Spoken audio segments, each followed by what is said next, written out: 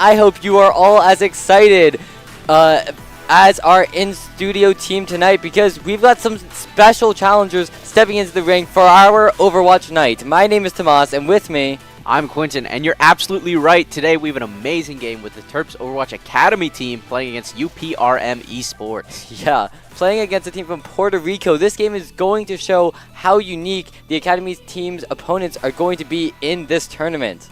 That's right. We're going to see how quickly they'll be able to adapt to this new challenge. But before that, we've got a lot to cover in our pre-show, including an interview with our team's tank player, Breezes. First though, let's go over a refresher for anyone new to the esport.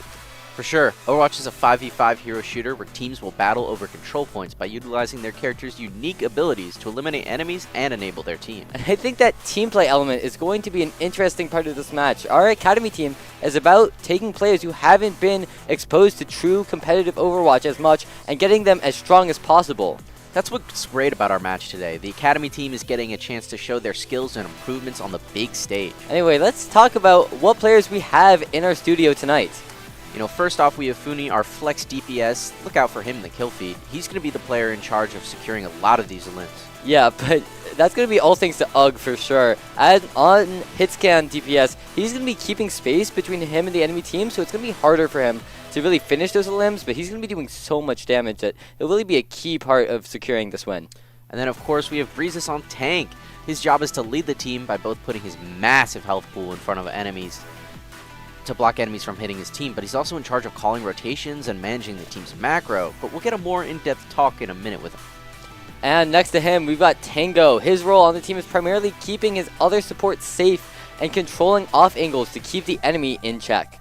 And then finally, there's Maz Tehran, our flex support. And this support is much more about numbers, not just healing, but finding windows to pump damage in.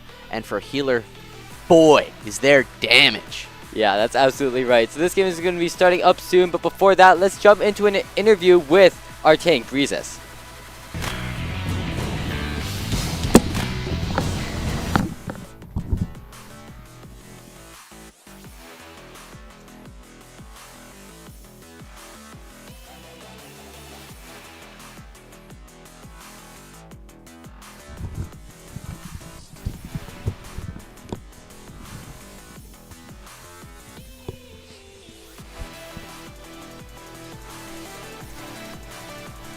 How you doing, Breezes? I'm good, how are you? I'm doing well. Are you ready for this game? Yes, sir. That's good to hear. So, I know a lot of these players here are new to the team. How do you think the team's really coming together? I think it's coming together really well. I still remember the first couple games we played together, how that went, and looking back at how far we've come already in just a couple short months, it's pretty special how far we've come as a team, just working together, getting communication down, and just trusting each other as a team. That's fantastic. So I know you're the tank on this team, so you know, what's going to be going through your head in these fights? What do you need to get in terms of value to say, like, you know, I got mine? I think one of the most important things to do when playing tank is taking space, so like helping your team get to a position where they can get value. One of the most important things that I need to focus on, especially in this game, is just making sure my team is set up so that they're in the best position to get the most value for us. Yeah, that makes a lot of sense. So Clash has been out for around two months, a little bit more now. Yeah. How do you feel about the game mode? Do you like it? What are your thoughts? If I'm being completely honest, I don't love Clash. Playing with this team, I really enjoy it because we get to show off our communication skills with the really quick engagements. But overall, as a game mode, I feel like it's kind of flawed in terms of how close you get. Like if you win the first fight, for example, in the midpoint, then the other team just gets an innate advantage for the next two fights, and I think that kind of hinders progress, especially when you're playing competitive, when you don't necessarily have the comms that we do. Yeah, that makes a lot of sense. I kind of that's definitely my experience, although I'm sure you know you're playing much higher ranks than me. So before we let you go into this match, I gotta know. I'm a tank player myself, so I know how hard it is if you're ever queuing ranked, getting on the ladder. Do you have like a mental trick just for keeping from getting tilted? Yeah. So it's definitely difficult, especially playing tank when a lot of things are riding on you. So I think one of the most important things is just remember, at the end of the day, it is just a game. Calm down, center yourself a bit. Something I had to start doing a while back when I would get like really into the games and really trying to climb was just keeping a sticky note on my desk that said, calm down, it's just a game. And at the end of the day, that's really helps me play better because I'm here to have fun. first and foremost. Yeah, well, I think that's going to be us. That's going to be it for us here. Before we get the game started, so you can go ahead and finish warming up. We're going to jump to an ad break, and we'll see you guys just after this. Sounds good. Thank you.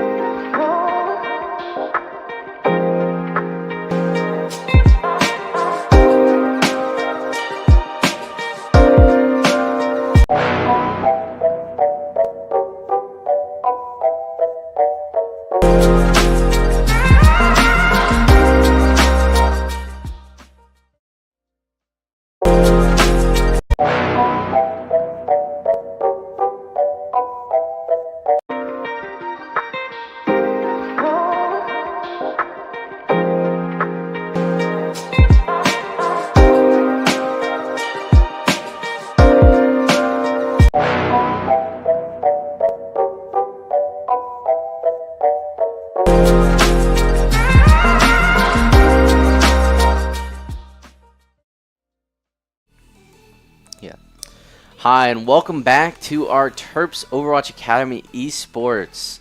We're really going to have a great match today. What do you think? Yeah, I mean, so we're going to be going into control point first, and this is really going to set the tone for the game because it's less about, it's very linear maps if you think about it, especially if you're playing like, Lijiang or, a lot of these control maps are very get to the point and win the fight.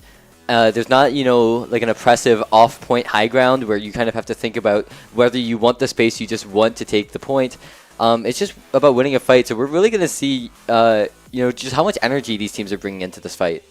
Yeah, that's very true, especially control. It's just 1 point, not a whole lot of area beyond that. There's not much pure Overwatch than that. You just have an objective. You have to get on it, and it's really going to force for a lot of great team play, hopefully, we're going to see. And I feel like that's going to be the biggest key here is, using that team play and using it to just kind of create opportunities and get that, advantage. Because it's really easy to just fall into, just fighting and constantly fighting. And both of you just sitting on that point, really moving around with that team is really what's going to change things up here.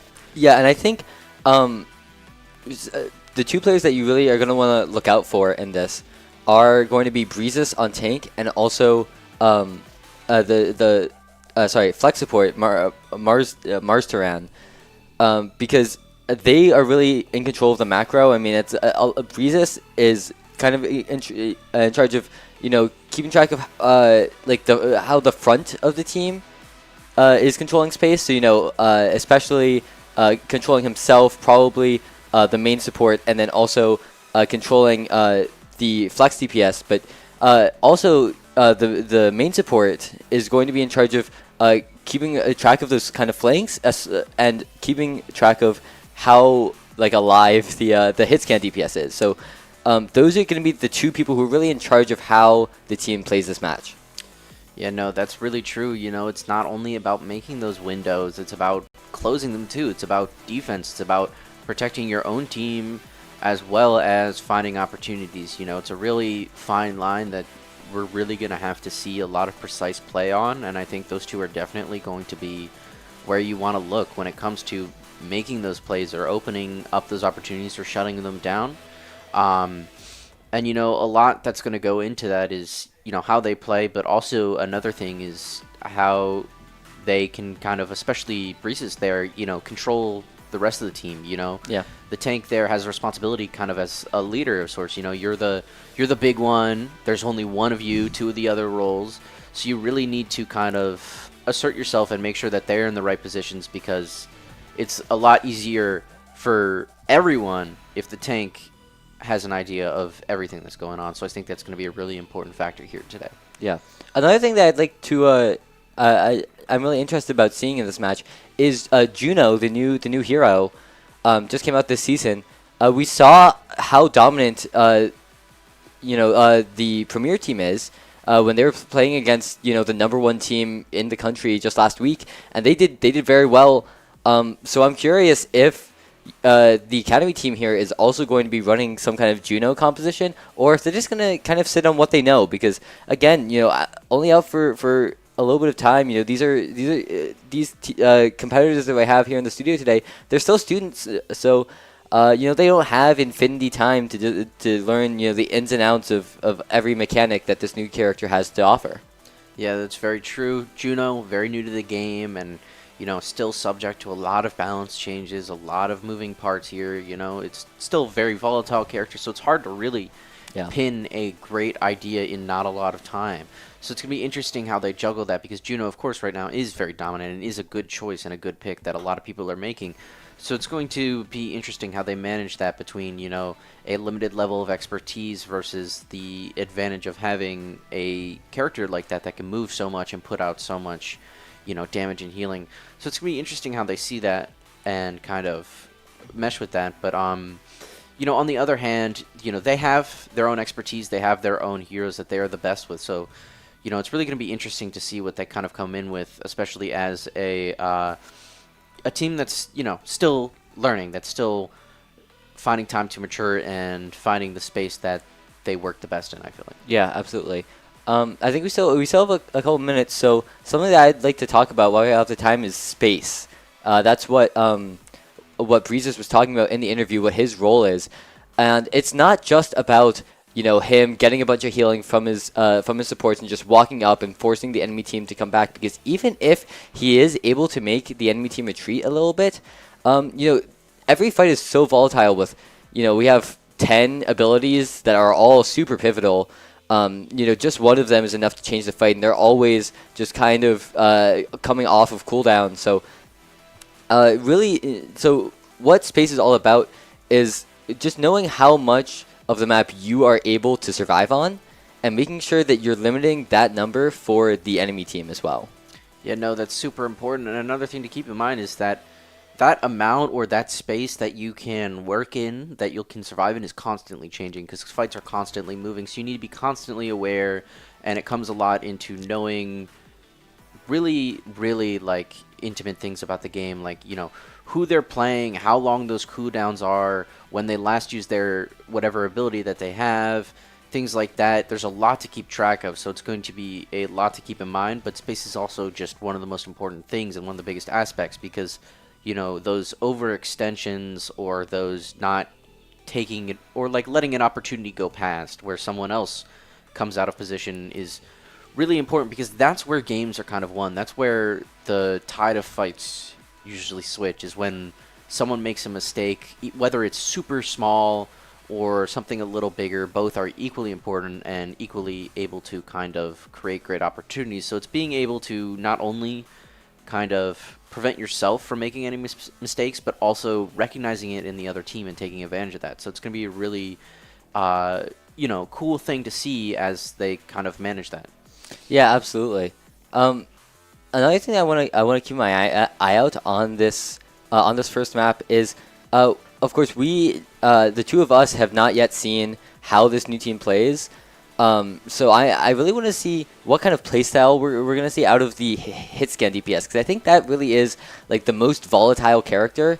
You can have some hit scan players will just play Ashe, and they'll just play in the back line, and just play right next to their Brig or their Ana or their BAP, and just kind of pepper damage from the backline. It's just a very mechanically intensive role.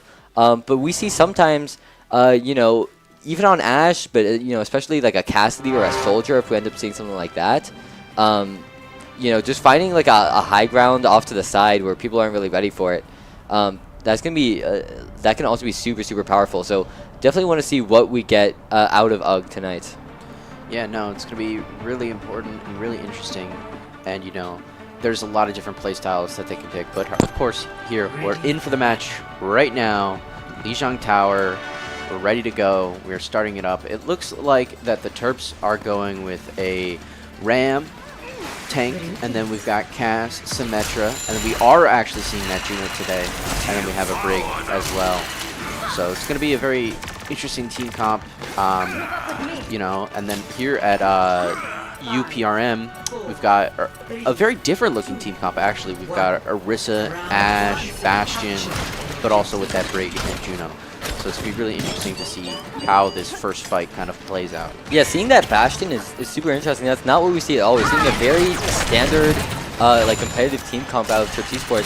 Something that's almost looks like it's supposed to specifically counter what UMD has to offer. So as we get into this first round, let's see who has the advantage. And we're actually seeing that Terps Esports are going to end up just taking control of this Mega and giving up the points to UPRM. Yeah, we see that first kind of Clash seeming to go in the ways of UPRM. We haven't seen any real deaths yet, but they're the first to the point. But there it is, their Orisa right there, cleaning up that break. That's going to be a devastating loss. And then again there, the Cass with that lack of heals is just so easy to fall there. And, you know, it really looks like that this first little Cash is going to UPRM, and that they're going to be able to get a good amount of value out of them. Yeah, fortunately, it seems like Breezes is going to be able to back up and keep the rest of his team alive, so they're going to do that fast reset here. We're going to see, as they engage into this next fight, if they're going to be able to take advantage of that speed. But you can see UPRM backing up all the way to point immediately. Terps Esports doing a great job getting point, but a great dynamite coming out from the Ashe. That's going to take out Funny, and now UMD needs to find a pick sooner. They're just going to fall. That Bastion is just doing so much damage onto that Ramatra. Yeah, no, it's just so important to kind of, oh, and there we go. We're just watching a double kill right there. And it looks like that we might see a, well, we got that Ram back up quick. So it's just really right now a good performance by UPRM, because they're really just kind of finding those weaker characters, those characters that have value but are easier to kill, finding them out of place, and are really taking advantage of those opportunities, it seems, right now. And that's really opening it up for a lot more of a dominant performance. Yeah, Bastion coming out from UPRM is not quite going to be finding anybody, and now that gives UMD the opportunity to start walking up. They need to be aware of this Ashe, though, because she gave such difficulty on this engagement last time. It looks like UMD is going to be able to bait out the abilities out of Orisa, and they're just going to start walking up across this bridge. It looks like they're really scared, though. They fell so quickly as soon as they crossed this bridge, so let's see how they're going to be able to change it up this time. Yeah, we see that Juno ult coming out there, and that seems to be the way that they're trying to do it, but it's getting countered here, too. So it's really just kind of going to be down to all play right now as we're getting to those higher percentages. We're getting to close to overtime right here. And we've got that Bob coming out, too, and we see you know, Ram get down there just trying his best to tank everything, but it looks like that's just not going to be enough, and that first round is going to go to UPRM. Yeah, no, that was a very dominant fight from UPRM. It looks like UMD was just not quite going to be able, able to get through those choke points, and that's really what I was talking about when I was saying that these maps are so linear. Is UMD is kind of just forced to walk through over that bridge and try to get to points, and UPRM just did a great job. It was a great pick on that Bastion, just doing so much damage that, you know, UMD had to look at him, and so that either meant that Ashe was getting picks in the back line while Breezes was just trying to survive, or it meant that that the Bastion was just mowing down UMD. So let's see what kind of changes they're going to make coming into this next round. They're going to bring out the Pharah. That is interesting to see, because we saw a double hit scan out of UPRM. But they're actually going to be switching onto the Symmetra just to get to point quick. It is a classic, you know, rank strategy. Let's see what Terps Esports has to be ready for this.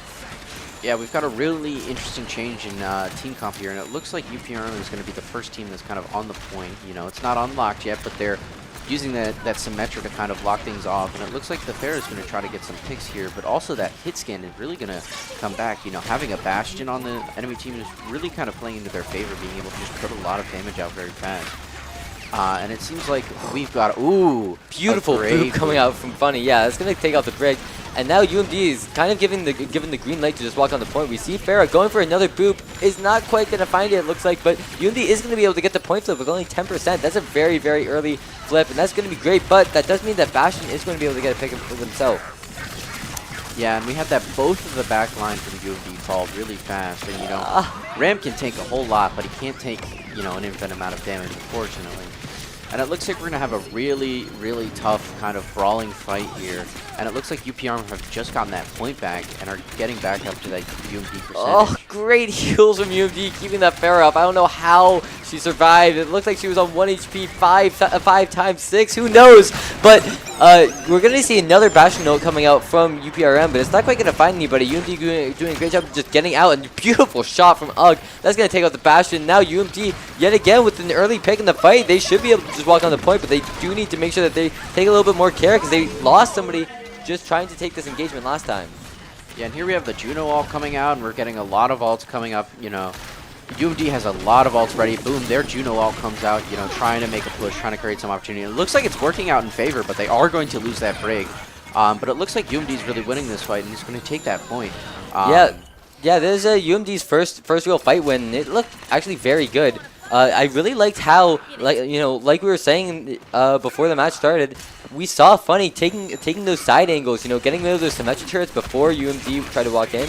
But we see a new engagement coming up from UPRM, and they're not opting to take a symmetric point. It looks like we're going to get a little bit of an Ashe 1v1. The enemy team is going to be able to get the first shot, and I think Funny is just going to try to run away. We see a Bob come out, but it's going to be the last thing Funny does in this fight is he's going to end up following a great ult from Funny, going to be able to get a kill onto the enemy Symmetra as Bob is going to get traded out, but it's still 4v4 and UMD controls the point, but unfortunately just gets knocked back into the corner and not quite able to survive from that Ashe pummeling. Yeah, we've got the Brig ult coming out trying to prevent that Orisa from, diving in too much. And it looks like that's really going to help here because that Orisa's been very good at pushing in and pummeling in that pressure, but then we see that Ashe fall down too, and that's going to change, that advantage, the level of damage output that they can really get to do right now. Low, but the Brig's not quite going to fall. Now the Orisa is going to be able to walk on the point. Yeah, I mean, UPRM's Ashe just got so many picks in that fight. Now, as the Symmetra comes back, she's going to be able to pick up 2 of her own, and that's going to be a flip back in the favor of UPRM. But, I mean, look at the percentage, 82. That's only 1 fight, I think. Maybe 2, but it's going to be scuffed at least for UPRM. UMD just needs the opportunity to get onto the point and just win 1 fight, I think. Yeah, no, that's really important right now. UMD has gotten a lot of percentage. They don't have the point right now, but they do still have a lot, and as UPRM gains, it's really going to be coming up to this next fight here to really see who can take this point. Yeah, look at the ultimate economy, though. There's going to be absolutely an uphill battle if there ever was one. UPRM, 4 ultimates against, Terps Esports maybe 1 if they survive for long enough. But as I say that, UG is going to fall to that enemy Ashe, and now the Orisa starts walking up of it. And that's just going to take just enough attention for sight lines from UPRM to get a pick. An ult from Orisa coming out. It's not quite going to be able to find the Brig, but it's going to be just fine because UPRM is going to be able to take this fight. They're going to be able to take this round. They're going to be able to take this first map.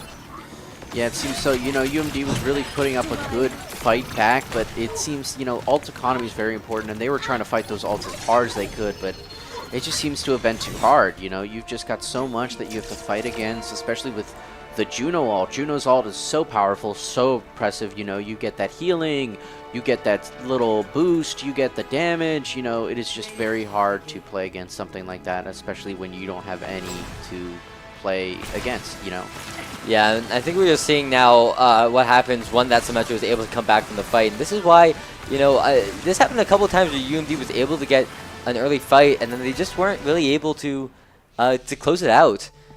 That happened like twice on this first map, and they weren't really able to get their footing on the first point of that. But the second round, that happened like 2 or 3 times.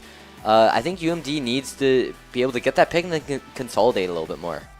Yeah, no, that's very important. It's super important because especially like we saw with Symmetry, when you have people come back up, they can get back in decently quickly, and there's a lot of heroes here that, especially when they're playing heroes like Bastion, when they're playing Symmetry, they can get so much damage back in. There isn't much that they need to build up. They can go into that fight running, they can go into that fight gunning, and they can really make a big impact. So, that speed is also a big thing, taking advantage of what you can and when, and doing it fully, coordinating together so you can really make sure to get rid of, the people you're trying to get rid of. Yeah, absolutely. And this just goes back to what we were saying in the pre-show. I mean, these are not traditional teams that UMD is playing against. They've probably done 100 scrims against, Juno compositions at this point. They've probably done 100 scrims against, like, Lucio Bap. But how many times have they played against the Bastion? I mean, you could probably count it on one hand. So going into the second match, I really want to see what they're bringing to the table in terms of, adaptability. Yeah, no, especially right now with this match, you are getting a lot of uncommon and different and unpredictable comps and a lot of different moves and strategies. So it's really challenging the kind of reactionary play we're going to see from UMD. They've really got to be able to, recognize and adapt these situations that they're not really used to, that they don't have a whole lot of practice in. And so that's going to be a big challenge and something that they're really going to have to focus on, I think, especially as, we see these movements where these unconventional heroes have a lot of really, really, important and impactful plays. Yeah, I'm really interested to see what we're going to get into the second match. But before that, we're going to jump to a quick commercial break, and then we're going to figure out what UMD has to counter this team. We'll see you then. I think by the end of the season, now, we play together, everyone kind of jokes around a little bit more and kind of shines their natural ray. We're excited just to see them play better as well. With the middle school program, the best part has been seeing the moments of teamwork where the middle schoolers really seem to get the game, and so that's when you can see they're starting to get a little bit hooked on how esports can be so fun. Off game, or will Red turn things around?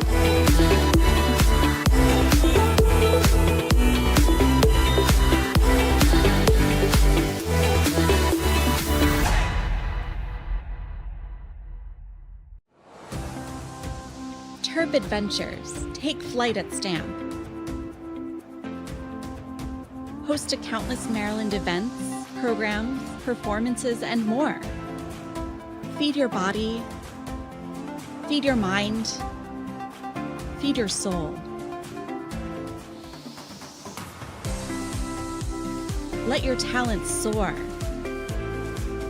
Dance, sing, perform, find your thing. Join more than 800 student organizations and clubs. Find community here. Leadership lives here. Art thrives here.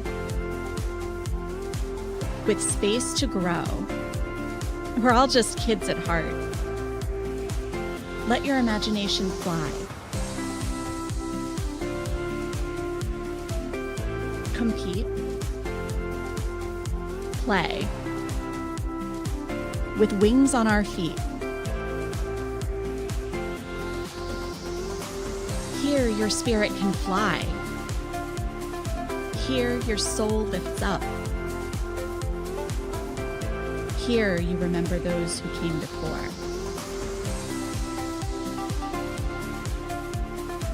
This is STAM. This is the center for campus life, where Terp adventures take flight. You belong here. Come fly with us.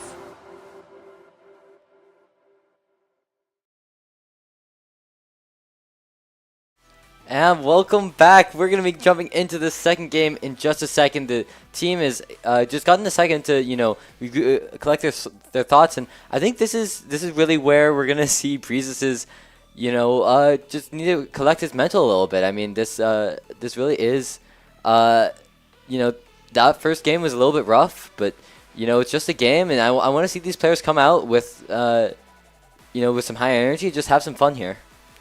Yeah, no, especially, we've got this new map coming up. I believe we have Hybrid coming, and that's going to be a really different game because it's just a very different kind of map. You've got a lot more spaces, and then as you get into that payload, it's a lot more straightforward. There's going to be a lot more angles to work with. It's because you're just working kind of more linearly. So it's going to be really interesting to see how they kind of adjust their strategy, especially keeping in mind a lot of the unconventional strategies that they've seen. and you know, like what plays they choose to do. Yeah, don't quite know what map we're going to be jumping into yet, but I would love to see like even just like a King's Row, something simple. I think the team knows how to win this game. They just need to go in and just play. So you know, just like a flat map would just be really cool. And I think I'm hearing now it's not going to end up being King's Row. Actually, it's going to be what's this map called? Circuit Royale. Is that right? Yes. It's been a second. I gotta brush up, but yeah. And this is, I mean, this is definitely what I called for. It's a little bit more pokey than King's Row is. You know, we're gonna be seeing Widow, Hanzo, but this is a very simple map. Just kind of control high ground and hit your shots. So yeah. Yeah, no, that's especially present in this map. I mean, we see that kind of flat, open ground. There's going to be a lot of ways for them to move, a lot of strategies for them to choose. But it looks like, of course, we're going to see that Widow, you know, and then we also have a Mei coming in, so that's going to be interesting. You know, maybe get some long-range picks from Mei. And staying with that Ram and that Juno and that Brig. But then also from UPRM, we've got a Sigma coming in through, which is going to be really interesting. And then we also, you know, we have that Widow too. We have an Ana too, which is going to be interesting and very, you know, interesting to see. And then also, of course, that Juno that is, you know, always so present in the meta today. And then, of course, Sojourn. Sojourn's going to be also very interesting to see how that plays come in. So it's going to be a very interesting first fight here. Yeah, it's been so long since I've seen Sigma Sojourn. It feels like we're playing the meta of last semester. But we're going to be seeing this Widow coming out from Terps Esports, and I'm really interested to see how they utilize that Mei. Just the ability to shut down a sightline. There's not a lot of, you know, high DPS from UPRM, so they're probably not going to be able to break the Mei wall. They just kind of have to wait for it to go down. And we see this cheeky angle from UPRM's Widow. Not quite going to be able to find anybody. A great shield coming out from Breezes, and now UMD is going to be able to actually control this high ground already. It's a very strong start for them. Yeah, no, we're seeing a lot of really good plays, really using those angles, especially right now, you know, really using those opportunities. We've got a lot of, you know, good things going on. We've got that Ram coming in and pushing in, and, you know, they don't have to, you know, get a point here. They just got to push the payload. They just got to push the enemy team far enough. So they're really succeeding super well right now, you know, just pushing them farther off, you know, not necessarily killing them, but getting them out of the way. Yeah, August was able to get a little bit of a Widow diff early into this fight, and that's going to just open up so much space for UMD. It's just going to allow Breeze to start walking forward. He doesn't need to worry about protecting his team from Widow, and August going to get another shot onto that, onto that Juno. It's going to be traded out on Funny, but Breeze is going to be able to take out that enemy Sigma, and that means that with no tank on UPRM's side, UMD is going to be able to get this first cap very early, still 5 minutes on the clock, and they're still walking forward. I mean, the Sojourn looks like he might just fall, but Breeze is doing a great job of just saying, hey, we got the point, no need to die right now, let's just keep holding on to this lead. Yeah, no, we're seeing a lot of good plays right now from UMD, you know, they may, you know, have some fall, but they're picking the right parts. You know, they're getting rid of that backline, that support, and we are having a bit of a kind of, we're having a little Widow duel. But you know, Ugg may have died, but like gets something like the Juno, which is a high value character to really take off the map and make it a lot easier to get rid of all these other pieces. Yeah, and oh my God, UPRM is falling so low. Is he gonna be able to find a shot? Not quite. And doesn't get killed by the enemy Widow. Now he's going to be at a disadvantage because there is walls coming out for UPRM. Not quite going to be able to find anybody. You see that Brig just controlling that space with the shield, and now it's really going to be about that front line. As we see all this brawl coming out, we're going to see the punches coming from Breezes, and now a huge ultimate from both sides. We're going to see the Blizzard as well. It's kind of just going to be an ultimate, but it's caught by the enemy Orisa. Great job. UMD is now what could have been such an easy fight win is now going to be so difficult, but they're pushing all of UPRM back almost to the choke. So they're still doing great even with just losing an ultimate outright. Yeah, no, we've seen a lot of all play there. Not all of them really played in UMD's favor, but they're still pushing on. They're still already pretty far up to this point, but it looks like, you know, we're really going to lose that Ram there, which is going to be a big, you know, loss, and then Mei falls there too. So it looks like UMD is really gonna have to back up and recuperate. And we got the replay real quick. Yeah, I mean, these shots were just so nice out of UG here. Gonna be able to get the enemy team, but just widow diffed a little bit. I mean, Yeah. game respect game. Great shot. And now UMD is going to be looking for their first, I mean, I would say disadvantaged fight in this map. It is a really hard angle to try to compete against, but it looks like they're going to be able to cross the open area. And just as I say that, you know, Funny falls, and this is what makes Circuit so difficult. As soon as you lose that momentum, these high grounds are just so oppressive. Yeah, no, especially with Circuit right now, there's so much high ground and there's so many angles that, you know, it's really easy to kind of build that momentum and snowball a bit, but once you kind of start to lose it, it's really hard to get it back, Yeah. especially right here. It's just such an advantageous high ground, and we see that with the Widow coming in and just continuously picking the Mei. Yeah, it's just so hard, especially as Mei. Oh, beautiful timing. Ooh. Finds 2 on the fight. Is he going to be able to find the ram? There's the headshot. And he's still going. Is he going to be able to get the 3rd for the fight? Not quite. Stolen by the Orisa, but I mean, yeah, great shots. And this Widowmaker is just riddling holes in UMD's backline. And it's tough because Mei does not have, you know, the range to compete. So really what needs to happen is Breezes needs to figure out where that Widow is and relay that information to the team so that they can cross safely, because if they just keep walking out like this, I mean, they've got a minute 42, but that's, you know, 1 or 2 staggers.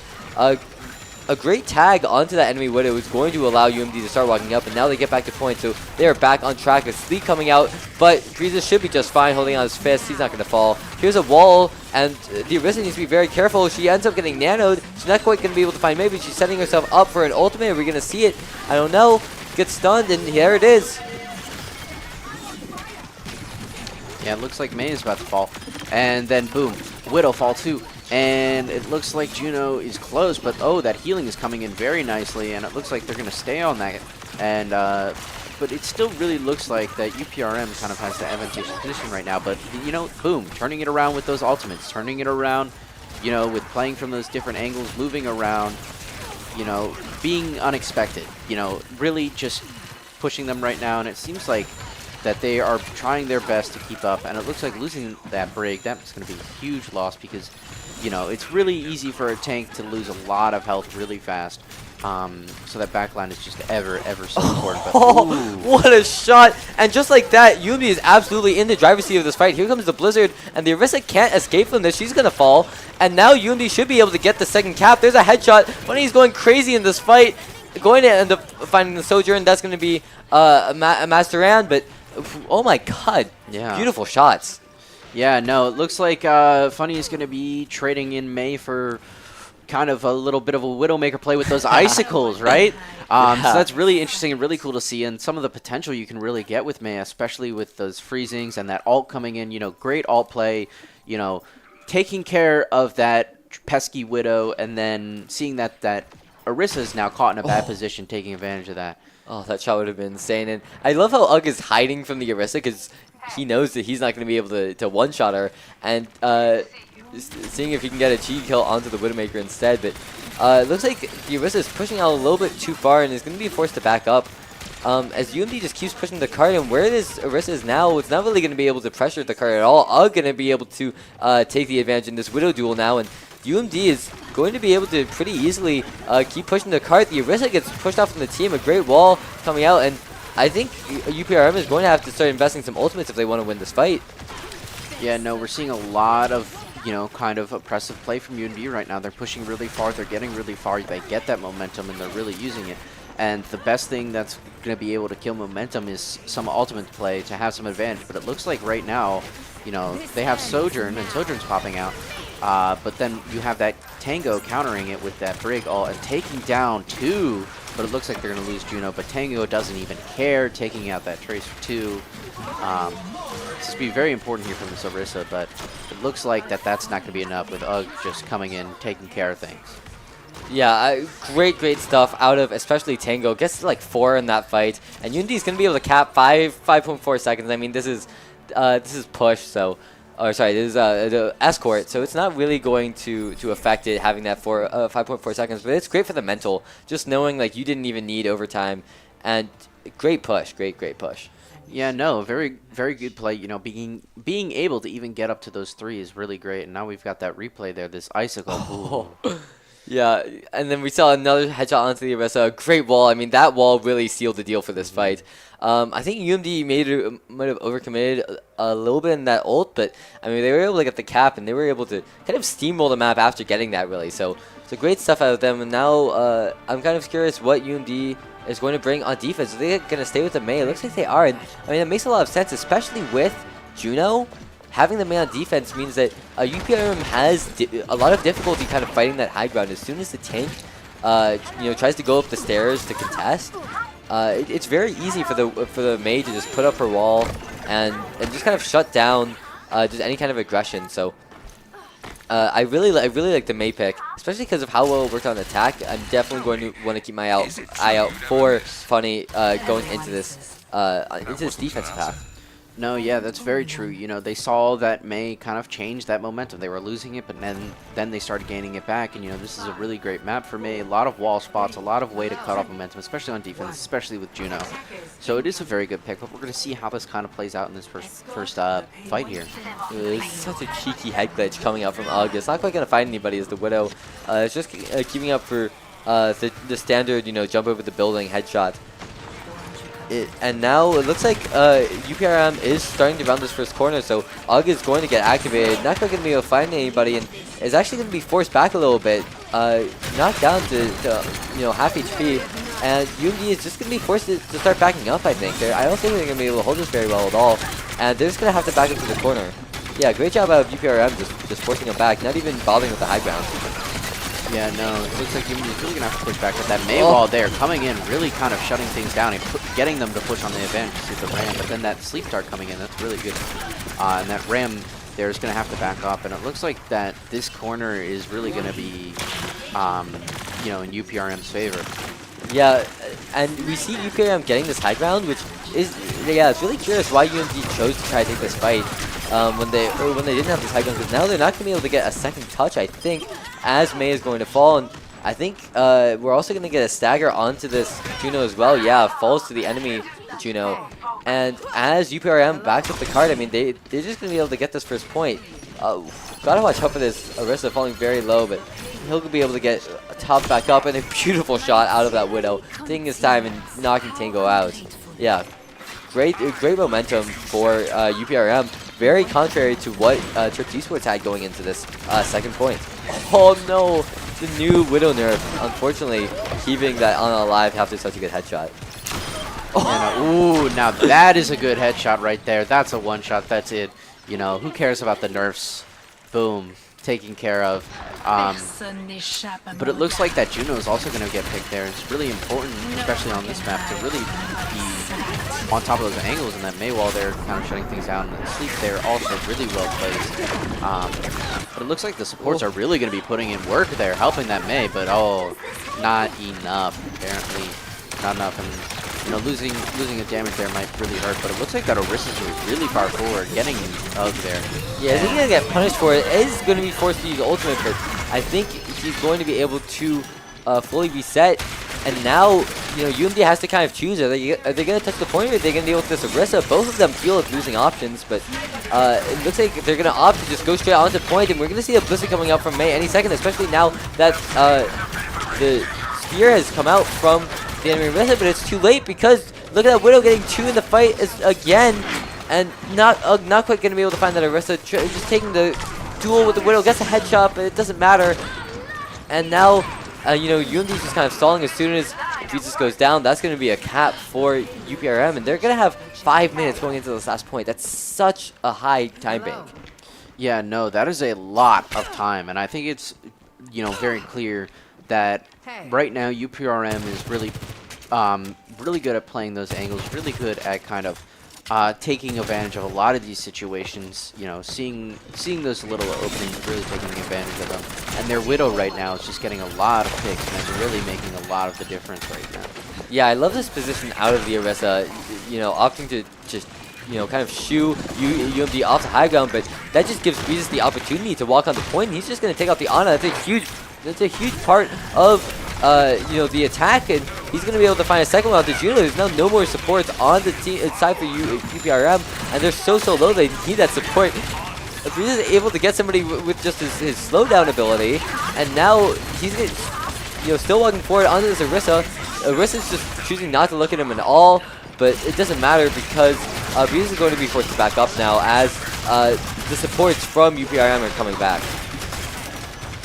Yeah, no, that was really good plays there from Breeze. It's really kind of pushing in and taking advantage of that. But it looks like that they're going to have to back up as UPRM comes back up, and the ults coming out. Ult play is going to be very important, especially as UPRM has a direct advantage over UMD with not a lot of counterplay left for them.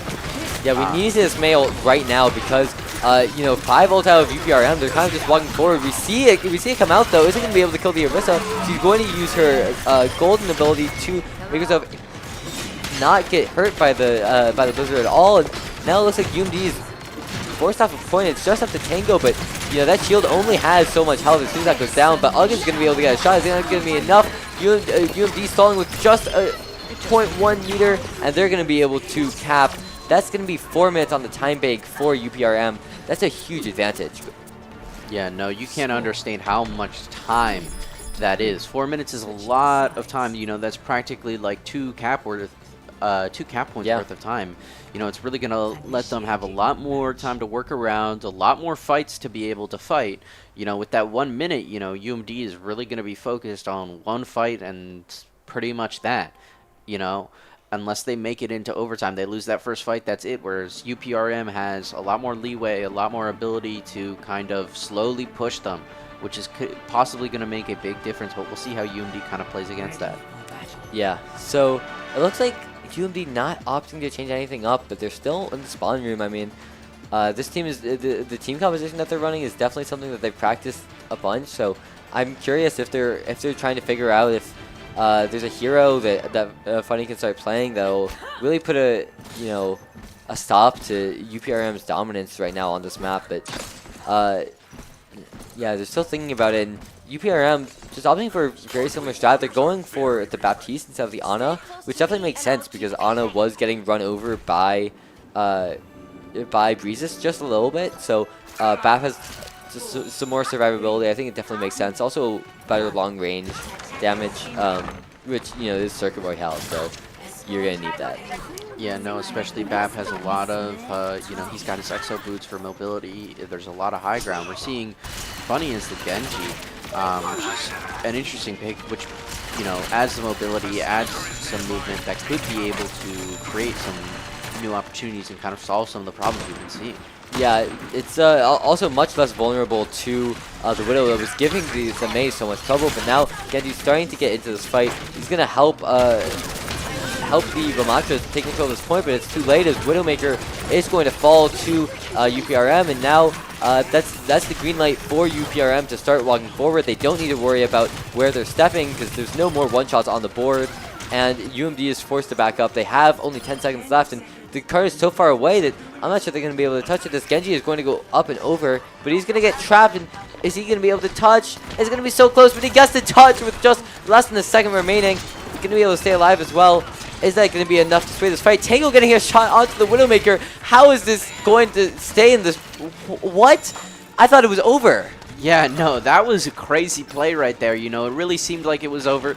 But they changed up to Lucio, fast-moving heroes, a lot of pushing. A great touch by Genji, by the way. And, getting that Widowmaker off the board was just so important, and it really helped push them back. And they might be able to get this first cap point. Yeah, and in fact, you're talking about getting Widowmaker off the board. She's on Tracer now, which means that, UMD does not have to worry about one-shots anymore. Going for a 1v1 against this fight. Tango coming in just in the nick of time to survive, to keep Genji alive. And now, UMD is actually looking very good for this fight if Ugg is going to be able to get a pick, but it looks like Orisa's going to get the first pick. And there's an ultimate coming out as well. Orisa gets 2. Funny is able to find 1, but I think it's too little too late as Sojourn gets in on the action as well a little bit. Breezes finds 1, but there's just no ultimates out of UMD. There's nothing for them to sway this fight, and they're going to end up falling. But they almost got the first cap. I mean, we've seen full holds on this map. This is super doable suddenly. Yeah, no, UMD got a good amount of distance, a surprising amount of distance, especially because after that first fight, you know, it really seemed like everything was over for them, but they really kind of came back and pushed that. And now they're in a great position because not only do they have multiple different angles to hold as they push them, but they also have more distance, which means more time to be able to come back and more time to be able to, you know, try new things and stall that time, you know, because it's all about those 4 minutes that UPRM has, and getting rid of those 4 minutes and having that more distance, especially around multiple corners of multiple holds, you know, and especially having that last part being that area with some great high ground for the defensive team. You know, it's a real great opportunity to be able to waste and use that time and then beat them. Yeah, so it could be a really great strategy here from UMD. Yeah, something that I need to see out of UMD here is on their first hold, you know, they held by the first corner, and that, you know, the advantage of that is that it's not a great place to hold, but it gives you the opportunity to have 2 fights on this point. But then instead of, you know, keeping the fight there and then getting a fast respawn, they just started backing up, and they got staggered and they died super late. So UMD needs to get 2 fights on this point if they want any chance at winning this, and that's what we got to see here. Yeah, no, especially, and you see them putting everything into hoping to not get picked by that Widow.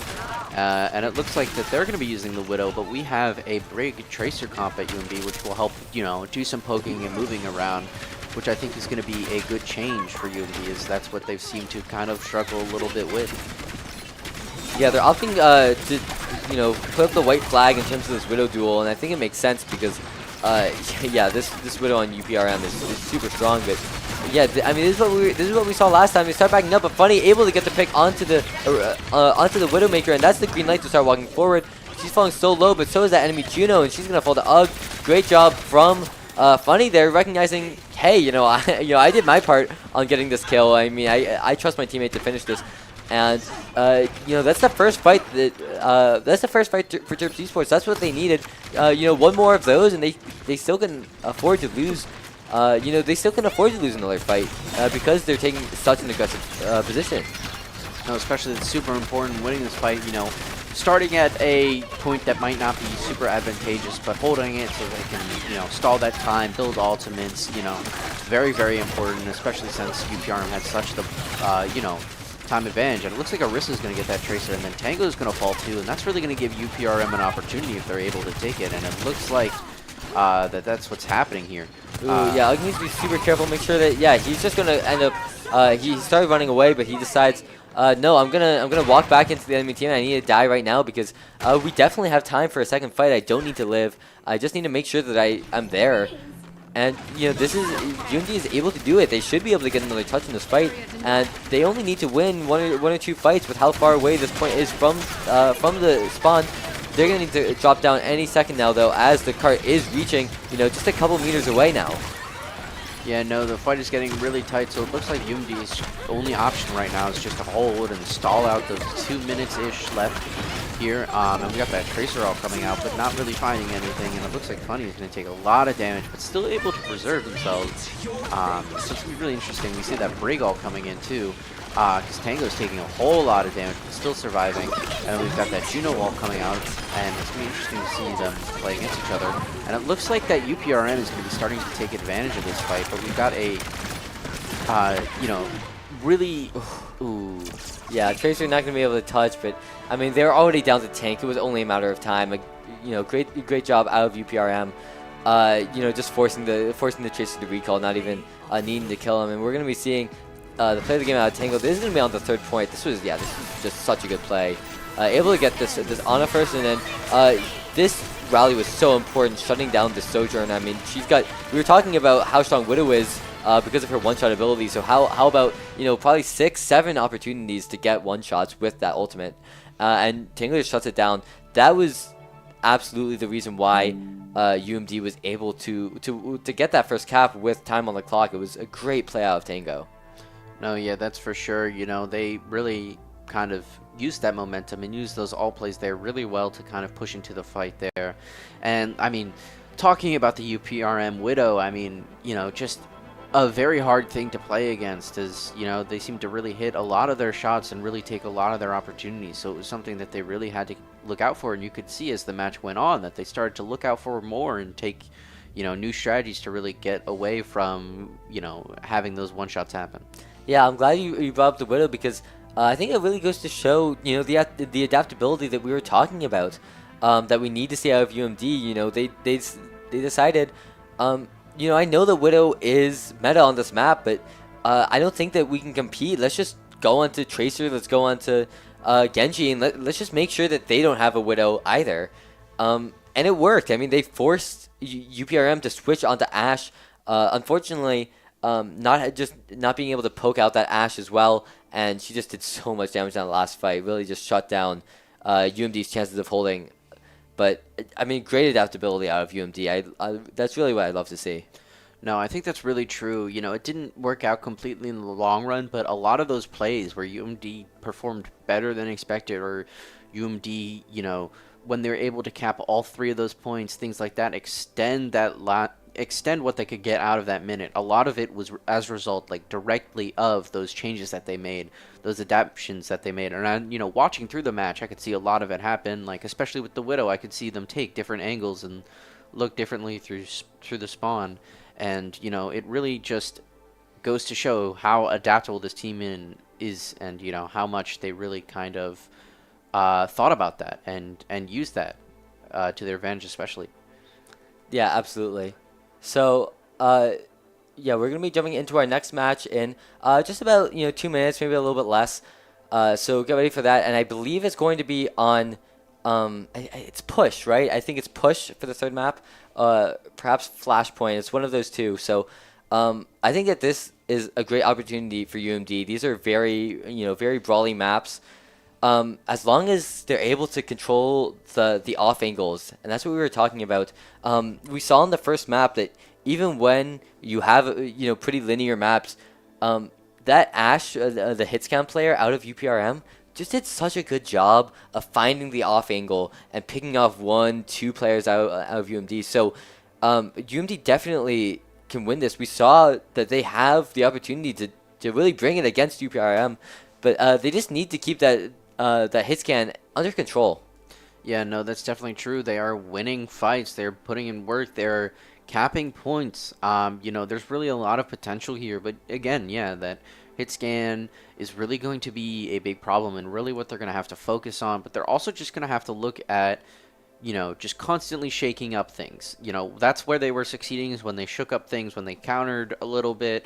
And I think, leaning into that can definitely play to their advantage, especially on, a map that's either Push or Flashpoint, things like that. That'll really come to their advantage, especially Flashpoint with something so fast. Being able to make those changes, any response that it takes them, any time that it takes for them to adjust, is really a good amount of advantage that you can create. So I think that's going to be a really important thing for them to focus on. Yeah, the big question going into this match is, are Terps Esports, are they going to opt to match the Orisa? We saw at the end of Circuit Royale there that Breezes was switching off of the Ramatra that I'm sure they're used to playing, and just deciding to go Orisa because she is very strong in the meta right now. What do you think? Are you staying on the Ramatra that or are you going out to the Orisa that I think is showing itself to be a little bit stronger in this matchup? Yeah, no, that is a good question. I mean, we were seeing two mainly, very tanky tanks play against each other. Both of them with a lot of staying up power. Both of them with a lot of stubbornness. But, Orisa has just been very dominant in this game, I think especially, and very, very good in the meta where Ramatra might struggle a little bit. And I think Orisa might be able to create more opportunities by just staying up more, by being able to shut things down too, especially, being able to place those javelins especially, or, using that spin right is very important. I think is a great way to kind of turn opportunities in your favor and really change things up. And I think that kind of advantage would be worth switching to Orisa too. But, that being said, Breezes does have a lot of expertise in Ramatra and is a very good Ramatra player. So switching off to something you may not have as much skill in is also a big risk and something that might not be worth it. Yeah, I think that staying alive point is really the question because there's just so much damage out of UPRM.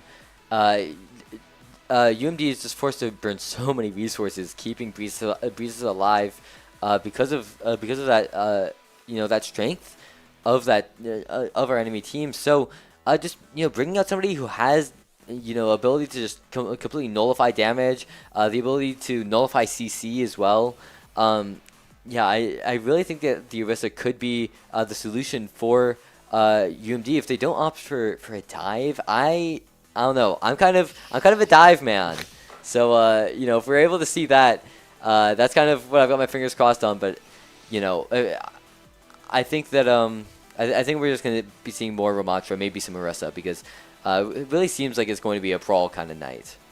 Yeah, no, especially moving forward, I think Brawl is probably the way, probably what we're going to see. I mean, a dive would be fun. I'm not against it,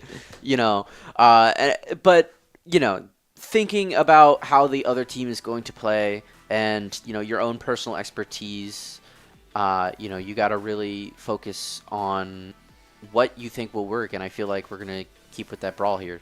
Yeah, a little fly in my ear is telling me we're going to be going into Runazapi for our next map. It is going to be Flashpoint.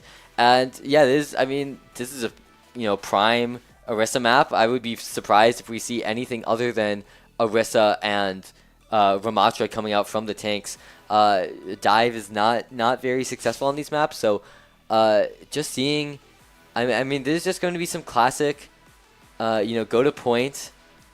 Don't let the enemy hit scan player set up on a good off angle and pick off your team.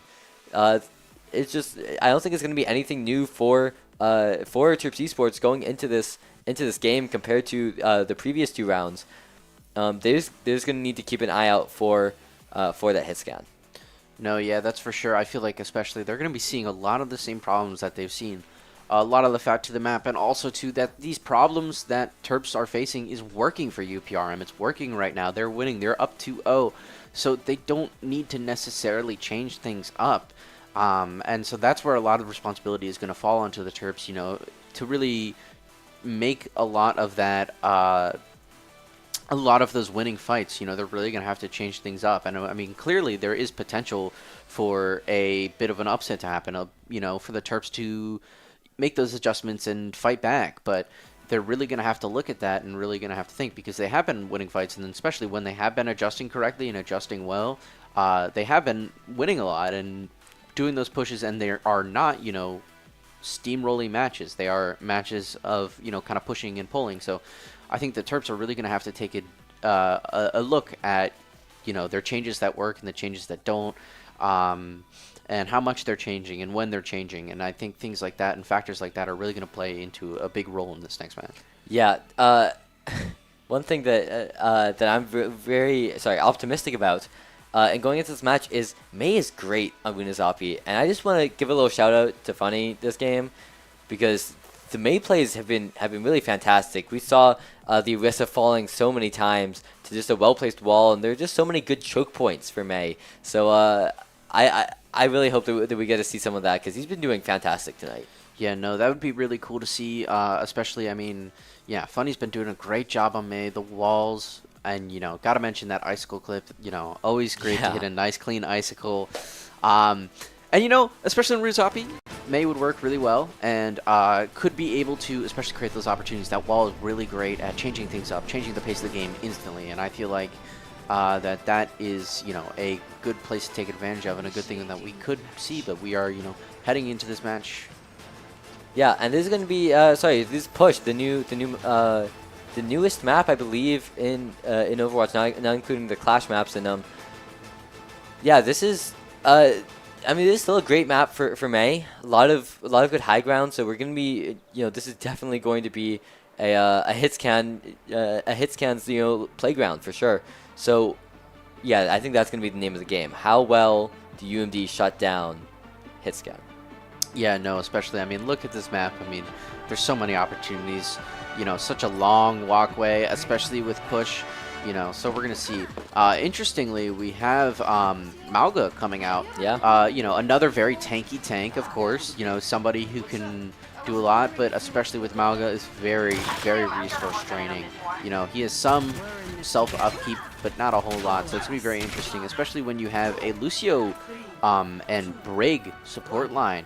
You know, people who are a lot more on the passive side, so it's going to be very interesting to see how Malga keeps up with that.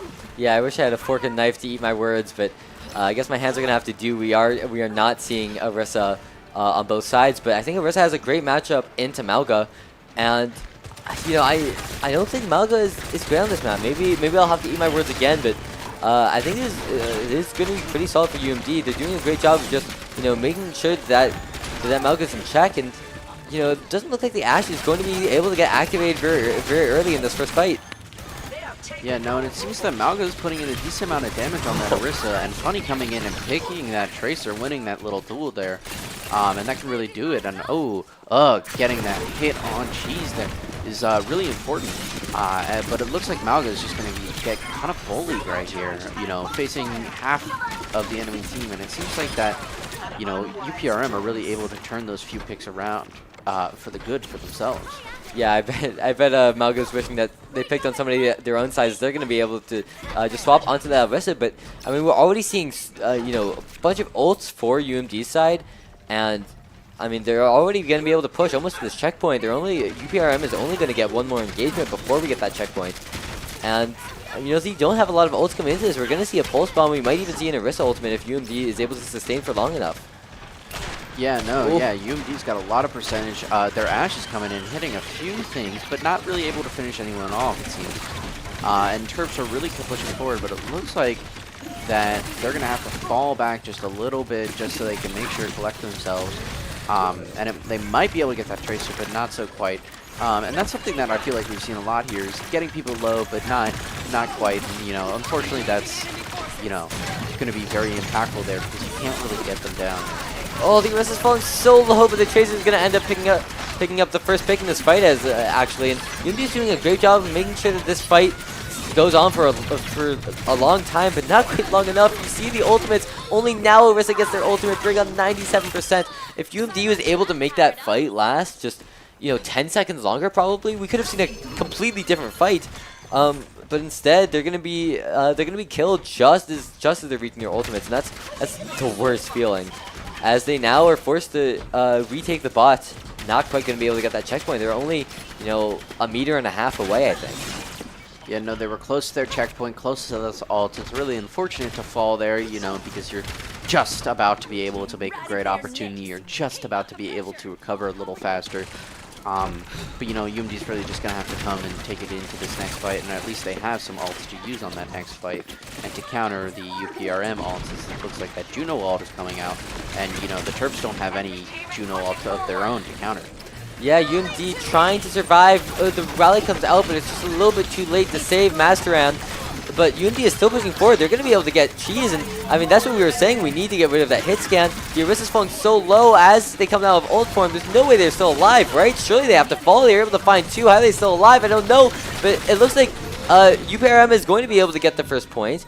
The Tracer comes in to touch, but it's too little too late. And somehow UMD doesn't win that fight. It really looked like it was you know, all systems blue. Yeah, no, it looked really advantageous, but like the key thing is taking advantage as much as possible of the opportunities you have. I mean, that Orisa got so low, but had just enough of time to make a sightline with the backline, the supports, and get that healing back in. We've seen that Juno all come in to kind of counter things, especially since they don't have one to counter back with, and that can really become a great thing. And yeah, Bob on the flank. It's going to find Tango on the Brigitte, but he's not quite going to fall until Tracer comes and picks him up. A great job from Breezes, just, you know, coming in and peeling for that Bob, but it's not quite going to be enough to save him. One clip, great accuracy. Masteran clearly not ready for the Tracer to be where she was, and UMD needs to win this fight. Otherwise, it looks like UPRM might just be able to snowball this. Yeah, no, your UPRM is doing a good counter-attack and really pushing a lot farther, especially with that little Tracer pick there. I mean, they've really got a good advantageous position, but again, with push also, as you get closer and closer to your objective, you're getting closer and closer to their spawn. And funny with that little pick there, really kind of changing the tides, really kind of putting things more in the UMD favor. Yeah, BK is a great target to find the pulse bomb on, and now that just kind of gives UPRM the ability to walk forward. But UG is going to be able to find another pick onto the Tracer. UMD is going to be able to take the spot all the way to checkpoint. I mean, look how big this stagger is. You know, UMD is going to be able to get the checkpoint flip before this Orisa even dies, let alone before she respawns. So they're just going to be able to keep walking forward, and they should be able to actually cap the checkpoint off of this, I think. It'll be close, but I think they might just be able to get it. Yeah, no, and that's the really interesting thing about games like Push like this. You know, we have a lot of heroes with a lot of big uptime and a lot of ability to stay alive, and they're able to get to the point before the fight's even over. Yeah, that's a very important thing with Push. You know, that robot, when he's not, you know, pushing, he moves fast, you know, and it really kind of can change up things, change up the pace of the game, and really you got to be a lot more on it when it comes to the objective. Yeah, I love that ultimate out of Orisa just completely denying the ability to utilize that, Juno ring, and great job from UMD bursting down the Brigitte through her ultimate. That's a huge pickup. We're seeing Tracer running circles around this Ashe. Is she going to fall? Yes, she is. And now UMD, I think, up 3-2, but they need to watch out for the bot. Is this being pushed all the way back to the checkpoint for UPRM? Yeah, no, that's very true, and here we see a fight still going on, especially with the bot in a completely different place, and that's the thing about Push. You just got to be so aware, you got to be, you know, so on it and so objective focused, and it looks like UMD is going to be able to get that bot back onto the checkpoint and push a little further, hopefully, because, you know, another thing about Push is when given the opportunity, you know, 10 meters to 40 meters isn't a whole lot. You know, it can go away in a pretty quick amount of time. Yeah, keep your eye out for Juno Ultimate. It's going to be coming out soon, but maybe they don't even need it. Funny gets two, a great pulse bomb, and then picks up the Orisa as well. So now UMD is going to be able to walk forward. They don't need any ultimates, and I mean, their ultimate bank is looking great. They've got Bob, they've got Orbital Ray as well. And, you know, we only see maybe a Bob out of UPRM, so UMT should be able to keep this momentum going, and this way they might actually be able to flip the advantage of this map. Yeah, no, look, well, already right back there, already right on where UPRM are, and they don't have a lot of counterplay. We got that Bob coming out, but then that Juno Ray also coming back, and it looks like Bob's going to be able to find Funny and the Orisa. Oh my god, he gets 3!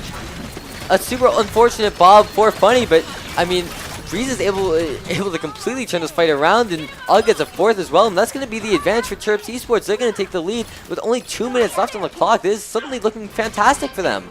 Is this going to be the map that they needed to just turn this series around?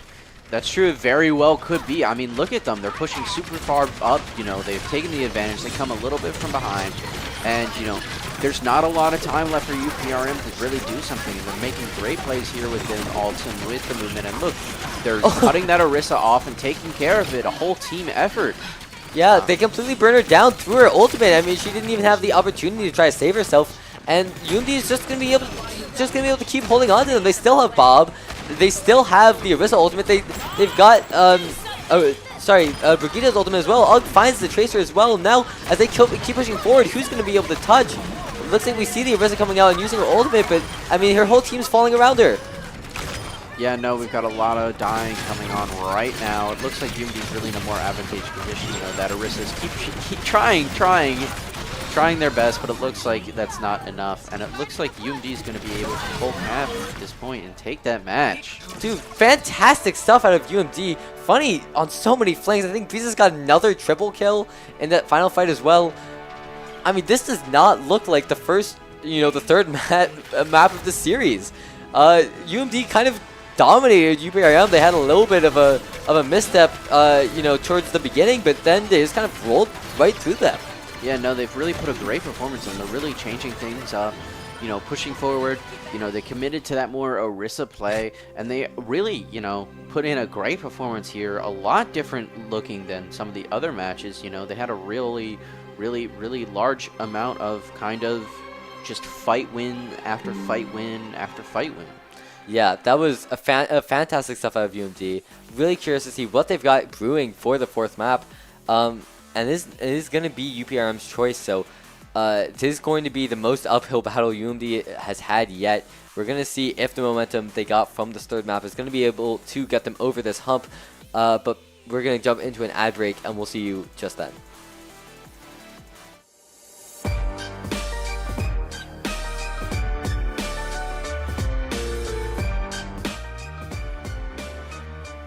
My name is Subin Kim, my in-game name is Carrots, and I'm the controller of this team. My name is Hannah, my IGN is Tuxedo Sam, and I play Sentinel for the team. My name is Sima, my in-game name is Care Bear, and I'm a Flex. My name is Megan, my IGN is Giraffe, and I'm an Initiator. My name is Sophia, my IGN is Soap, and I'm an Initiator too.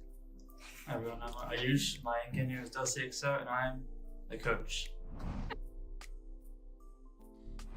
For me, I think it was just really interesting to see like our names on like social media and like on a website. I'm just like, whoa, my name is on a website but so I think that was like the number one thing that kind of like just it brought the realization of like what kind of team I'm in, like what kind of position I'm in. Meeting them. It's like hard to make a woman and non-binary friends in Valorant, so it's just really nice that we have like a team specifically for that. The studio. Yeah. Oh, the studio. The Oh, studio. I didn't even know that existed. I didn't know that existed until like remember like when we first talked about the studio, I was like, what's that? When I first went to the room, I was like, oh, there's cameras and lighting. I'm just like, that's Nice computer. Nice computer. The monitors So are crazy. true. Winning. Yeah. Oh, so true. Yeah. Dolingo winning. Getting into that. Yeah, that Yeah, I feel that like was pretty cool. hey.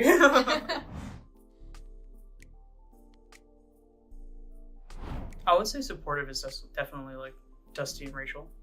Those two, just like making sure we had scrims down, making sure we had practice schedules down, like Dusty making sure like to pick out what we did wrong, just like, you know, helping us improve. I think definitely. Yeah, Dusty's a very present coach, so Very. it's like he's really reliable and helped us through the whole season. Thanks, team.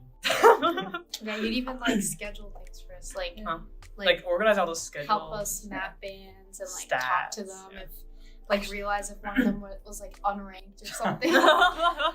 Breaking a Forfeit rule, teams. Forfeit making teams forfeit. Maybe we don't talk about that last part. I would also say like our fans in chat, like on Oh, stream. true. It was nice knowing W people chat. watching us. And the haters. Oh yeah.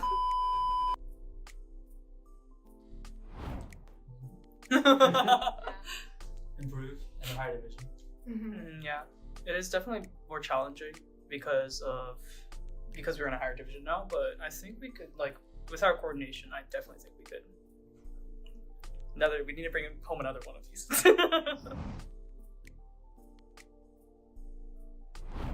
It feels great. You Yeah. guys know this is the first title that Terps Esports has won. Wait, seriously? And by women. Oh, seriously? Oh, First time. cool. I like playing Valorant. Have an excuse to play games. True, that's true. That's good. For me, I joined because, well, like I've always wanted to be on a women's team, especially like since I got to UMD, and me and Dusty had always like tried to make teams work every semester, and this was the first time it actually did work and stuck, and the people who tried out like were committed. So I guess I've always just wanted to be on a women's team to like connect more to that community. To make friends.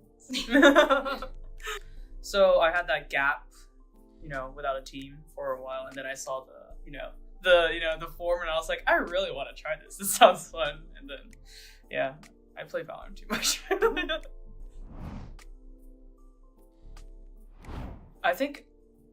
I mean, first of all, I did not imagine me being IGL when I first started, because I am, outside of my Lilac team, I am known as the no-brain, only aim chamber in comp. So I did not imagine myself being IGL. But like, I think it's like there were some difficulties in the beginning because no one I wasn't used to giving out comms. I was just very confused. But I think now it's just the amount of trust that my teammates give me when I give out comms and the amount of coordination that we have. I just love being IGLing because I trust that things will work out.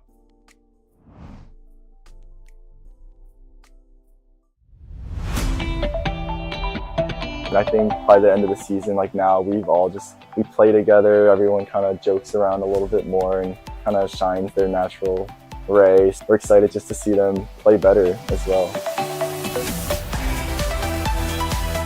With the middle school program, the best part has been seeing the moments of teamwork where the middle schoolers really seem to get the game, and so that's when you can see they're starting to get a little bit hooked on how esports can be so fun.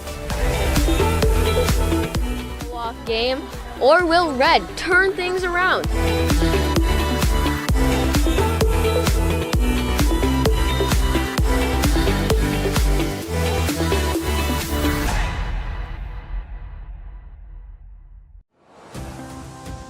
Terp Adventures take flight at STAM. Host to countless Maryland events, programs, performances, and more. Feed your body, feed your mind, feed your soul. Let your talents soar. Dance, sing, perform. Find your thing. Join more than 800 student organizations and clubs.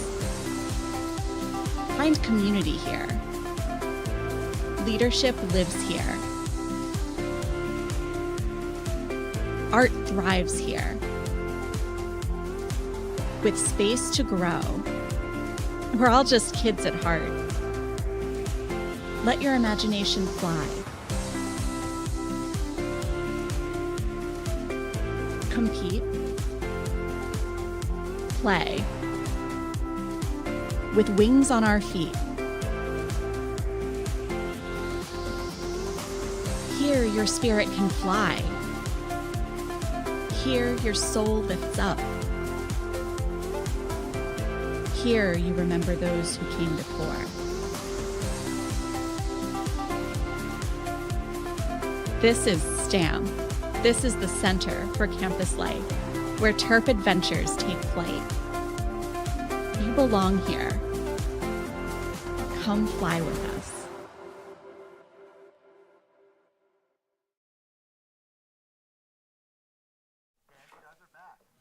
Welcome back, guys. We're going to be jumping in just a couple seconds. We are actually going to Flashpoint this time. No clickbait. I swear.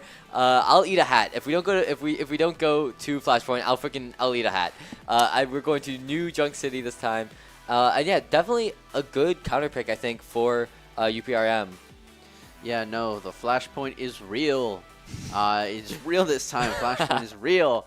And yeah, no, UPRM really coming into something that's a little bit more of their wheelhouse, with that control match earlier on, it's good for them to kind of just have one place to focus on, one place to go to. Flashpoint's a little faster. Each point is going to be less fights, and they might take that to their advantage, really try to put a lot of pressure on and try to steamroll a little bit, and we're going to move into this match pretty soon. Yeah, I really want to see how UMD brings in that momentum from Game 3 because they were dominant.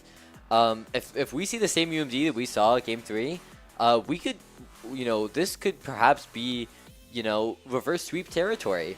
We see smiles, all across the faces. We're seeing, Breezes saying, when I'm happy, when I'm just having a good time, I'm playing well. And I mean, that really is what was happening at the end of that Game 3. You could see that the energy for UMD was shifting. Yeah, no, definitely winning that game has definitely helped the morale, definitely brought them up. I mean, here's New Junk City. It's Flashpoint. No hats needing to be eaten, at least not today. But yeah, I mean, that win, that performance was really great from UMD, and I think bringing in that spirit, bringing in that feeling, bringing in that playstyle, I think could really help it out and, could really create a very great game. And, who knows, we could be seeing a Game 5 after this one. Yeah, I love I love seeing in the chat kind of a reminder that yeah, these players are not near each other. We're seeing 60, 65, 70 ping, which is actually very high. And yeah, it seems like UPRM is maybe over 100. So this is super interesting. Definitely not what UMT is used to in these matches. Yeah, no, playing opponents from Puerto Rico has a bit of its challenges. You know, we're both in the America, but like it's far. Internet, current day internet has its capabilities, and we're seeing a little bit of the consequences of this. I mean, part of the good thing about playing esports is that you do get to play anyone all over the world. You have a lot of freedom here with that, and it's really cool. Here we're playing people from Puerto Rico, and it is a little tough on the ping side sometimes. I think I saw 113 in the chat, which is a little pretty high. You imagine 0.1 seconds delayed on every action, but I mean, it's still a fantastic game that we've got so far. We're going to be seeing the Bastion from UPRM that we saw game 1. And this is going to be UMD's test. They've seen what UPRM is capable of doing. So now, how do they face you? Oh no! How do they face this Bastion? But Rissa gets left behind a little bit. Not quite going to be able to get the TP, and that's going to be a huge problem. That means that UPRM is going to get the opportunity to set up first in this fight, and UMD is on the back foot. Just a little misplay like that. Yeah, no, that little small things like that can really make a big difference. And we already have getting hit out by that Orisa, and then we have that Bastion coming out again. Very similar comp to that first game. Very similar strategy coming out from UPRM. But it looks like Funny's going to take down that Orisa, and that's going to be a big shift because losing that tank is losing your leader. But they're going to try to get that point here, and it looks like Funny's taken down. Here. But I think Funny was trying to just kind of stall the point out because they got such a late kill into the Orisa. If they were able to stabilize, they're probably able to flip the point. But it looks like they're going to go for the fight anyway, even be down the player. Look how low that Bastion is, but it's still able to find the Juno of UMD. And now they do force the Ice Block out of May, and they get the Baptiste, but I just don't think it's going to be enough. They're going to keep trading out. Tango gets the May, but I mean, the Orisa for UPRM is back. And, Funny is back too. It's a 2v2 on point. If they're able to find this Lucio, it'll just be up to this Sarissa, but she's going to be able to find Tango. And now, it's a 1v1, and, I mean, the tank is just so strong. We see Juno coming back with how fast she is, but, I mean, they're just not going to be able to get rid of this Sarissa in time. And I think that they're going to have to regroup. They've got a lot of, positioning, but they just need to regroup now. Yeah, no, this is a lot of brawling, a lot of really fast play, a lot of trading, and I think that's where UPRM is trying to take advantage, go where they really shine. It's a really fast-paced game. You see that Juno taking down that Bap really fast. Ooh, Funny catching that Bastion in his ult, and it looks like, Ash getting that pick on that Lucio there. And it looks like that May there just kind of giving it up. And, you getting that counter cap, but that one fight alone stopped from 1 point and is going to let UMD get a lot of percentage. But here's the thing, is not a lot of time. Also, UPRM getting 99%, getting basically there, which is a big thing with Flashpoint. It's similar to Control. Oh, what's Flashpoint doing? He's getting super staggered, just not in a position at all for his team to be able to protect him. And now, I mean, the way that the point is ticking up, I think UMD is in last fight territory. They have almost 5 ultimates, but UPRM is up to 4 of their own. So this is going to be a little bit of a chaotic finale to this first point. Yeah, no, that's the thing with Flashpoint. It's fast. You play like Control, but you do not have enough leeway. And something like this is going to be the last fight. During this fight, they're going to get the percentage, and you get that Bastion coming out really far, that beat coming in, and that Orisa also kind of counter. So much damage that they're going to be able to find the May. They get the Bastion. Not quite going to be able to fall, though, as May just goes into her Ice Block. The Bap is forced to take a hike, and he's going to go all the way around. You see how locked in Jesus is. Beautiful shot from Ugg, going to be able to knock down that Lucio, and looks like UMD might just be able to win this fight after all. Yeah, no, there it is. All right, first point comes to UMD. And it looks like, what's very interesting is it's similar to Control, but it's faster, and that's where UMD, I think, is kind of trying to take more of that advantage and you know, really kind of take, you know, create more opportunities from with that fast play. And I mean, you could see, you know, Breeze is just so locked in, you know, probably saying 1,000 words a second, trying to communicate everything to his team to really take advantages of those really fast plays, you know, we saw there. Yeah, we're going to go back into this fight now, and looks like UPRM is opting to go into this, you know, tight hallway. Makes sense. They've got the Bastion, and UMD's just going to back up. I mean, they've got, you know, they've got an Ash, but a wall is going to come out from the Orisa. Is UMD going to be able to get the peel for him? Not quite, but we see the Immortality field come out from the enemy Baptiste. Is that going to be enough to get a pick and equalize this fight? I just don't think so. UMD is trapped in such an awkward corner. They're going to be able to find. Master Round. And yeah, that's going to be fight 1 for UPRM. I think there was just a little bit of miscommunication about where they were going to end up playing. The Orisa was trying to keep this pace, but that Mei was just such a good wall and able to get the pick onto the Orisa. Now Jesus is playing up a little bit far, almost gets picked off again by the Mei wall, but fortunately able to back up. And now UMD is all back, ready for the engage. Are they going to go try to walk through this doorway? It's going to be hard, especially with the Bastion coming out. Yeah, no, it's going to be really hard, but funny, again, trying to pick that Bastion while still in all and almost getting it, but not quite. And here we see Orisa kind of like waiting in, trying to get in, but they're putting a lot of damage in, you know. They've got a lot of damage, and they're really holding that choke point really well, and that Mei wall isolating very well, trying to create that opportunity. It looks like it might not be enough, but it was a good way to kind of isolate and buy more time. Yeah, we see the turf form coming up from Bastion. This is when UMD needs to be most careful, but Bastion falls so low. He walks off the high ground, even though the Lucio beat comes out.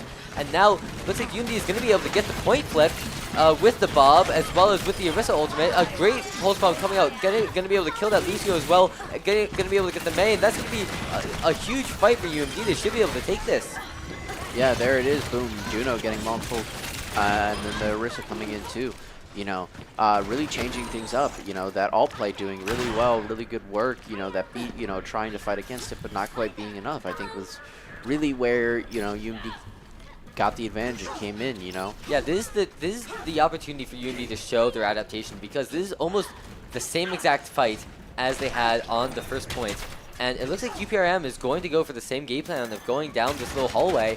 And we're going to see how Breezes adapts to this. If he does the same thing, he's probably just going to get walled off again and die, especially because they have the window from UPRM.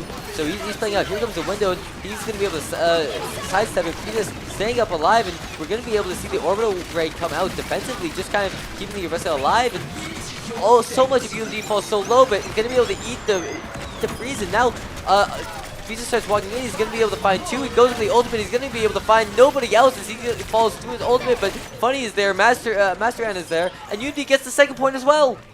Yeah, no, a lot of crazy plays right there. It felt so fast, so hard to keep up, and so many ults too, just so many things going on at once, a lot to keep track of, and, you know, it's really easy to get overwhelmed and kind of and, you know, that's what kind of creates opportunities. That's what, you know, opens for mistakes. And I think UMD really played that really well with the alt play there, creating openings, you know, especially, and just kind of taking advantage of all that. And I think that was really what led to that last battle coming in their favor and, you know, getting them that point.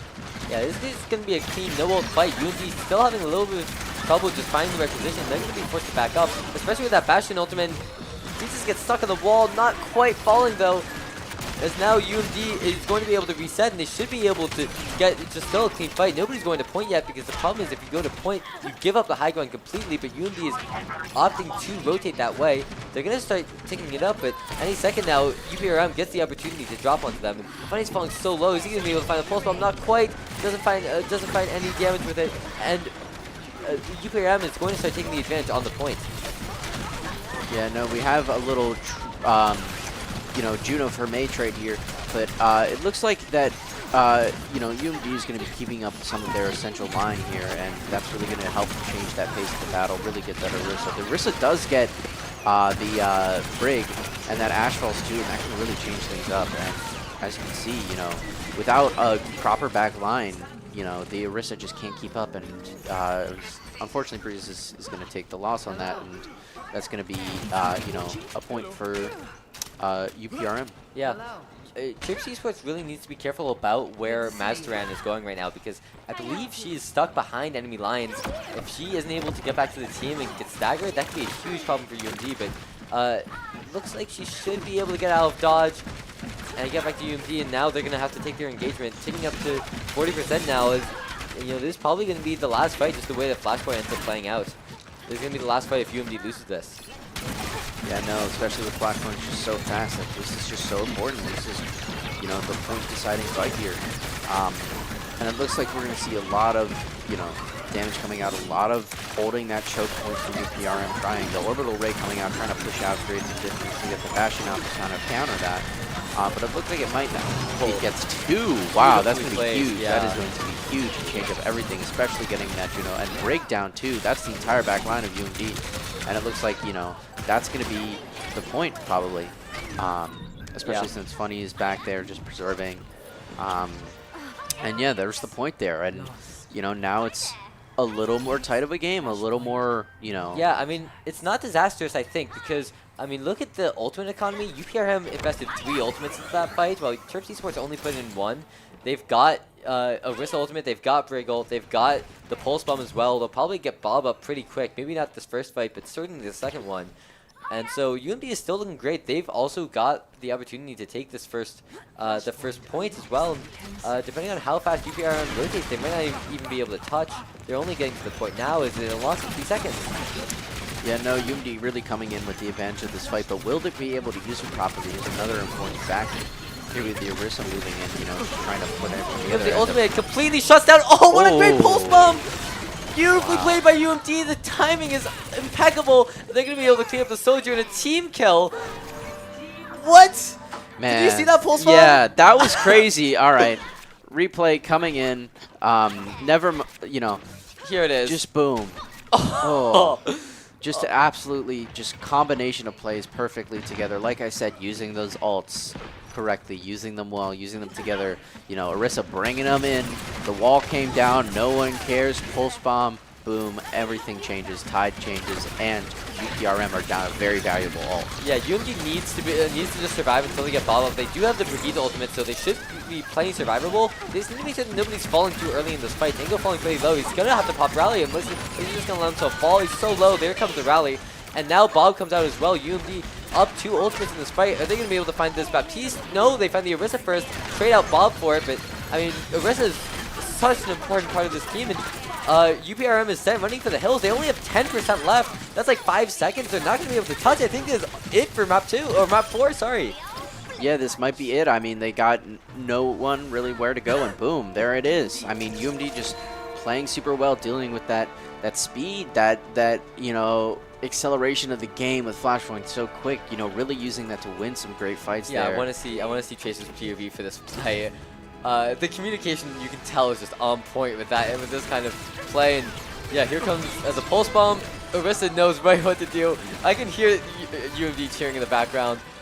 I mean, if there was any question whether or not UMD is here to play and just have a great time, I mean, it's out of the question at this point. I mean, clearly, right? They lose the first 2, but now they're back up another 2, and we are on to that 5th fight. I mean, clearly they are here to play, and they're here to play well. And as they have gotten more time to kind of adjust, get a feel for UPRM's team and their play style, and kind of warm up a little bit more and get more of a feel for, you know, playing on a stage like this, I think that's really gotten them to be able to adjust really well and start playing and meshing really well and being able to counter super well. That's allowing them for these very dominant games. Like with that push game, they were really dominant, really powerful, and then this again too, a 3-1. You know, very good performance here.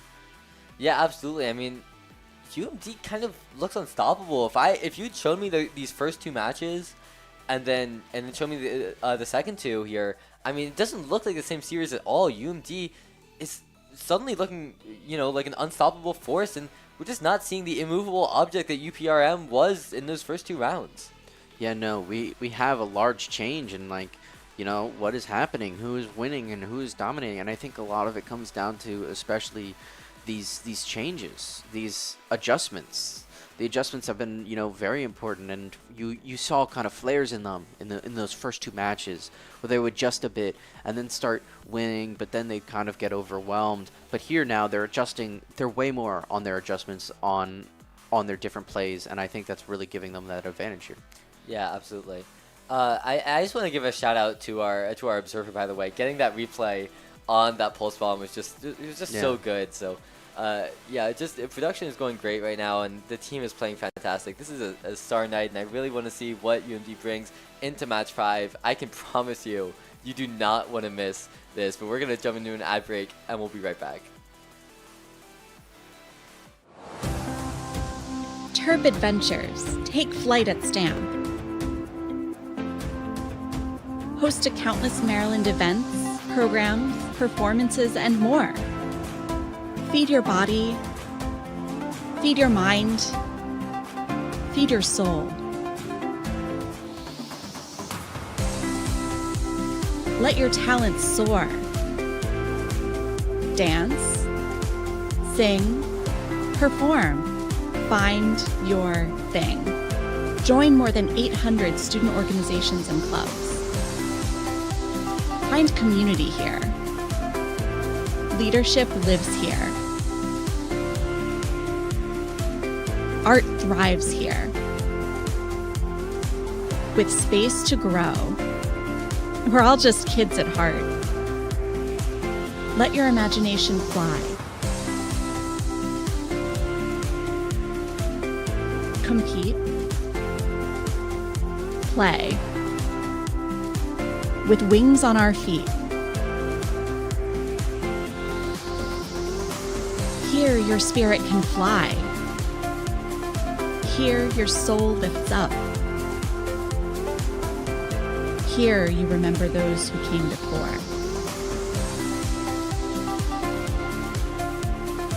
This is STAM. This is the Center for Campus Life, where Terp adventures take flight. You belong here. Come fly with us.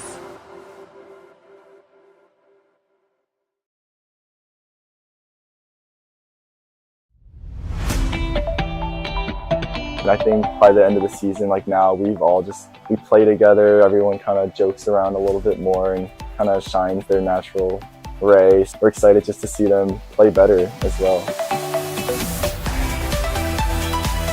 With the middle school program, the best part has been seeing the moments of teamwork where the middle schoolers really seem to get the game, and so that's when you can see they're starting to get a little bit hooked on how esports can be so fun. Off game, or will Red turn things around?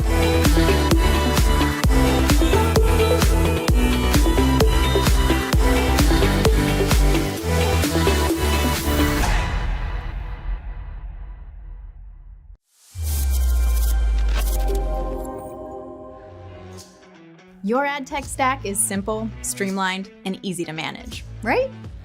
Yeah, right. If you're in ad tech, then you know you have a problem.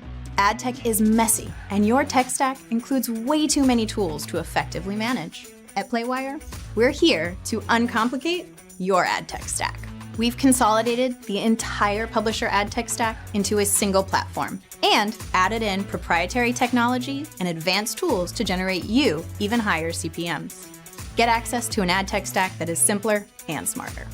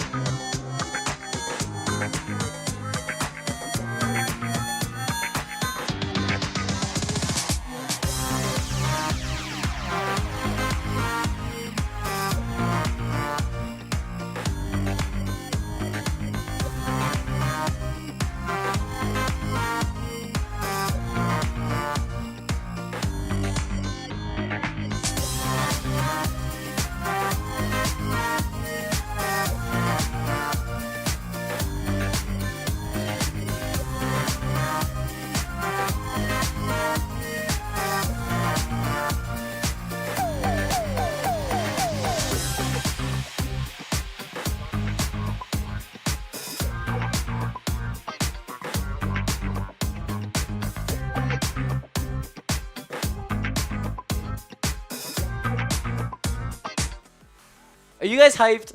Dude, this did not look like it was going to be the map 5 banger that this match has become. And suddenly, we're on the final stretch. UMD has made it through this marathon. Are we going to get UPRM's second? Are they going to get a second win? Or is UMD going to continue with the steamroll that we've been seeing? How are you feeling going into this game? I mean, we're really in for some really interesting stuff. We have the one, the only, the iconic Kings Row coming up.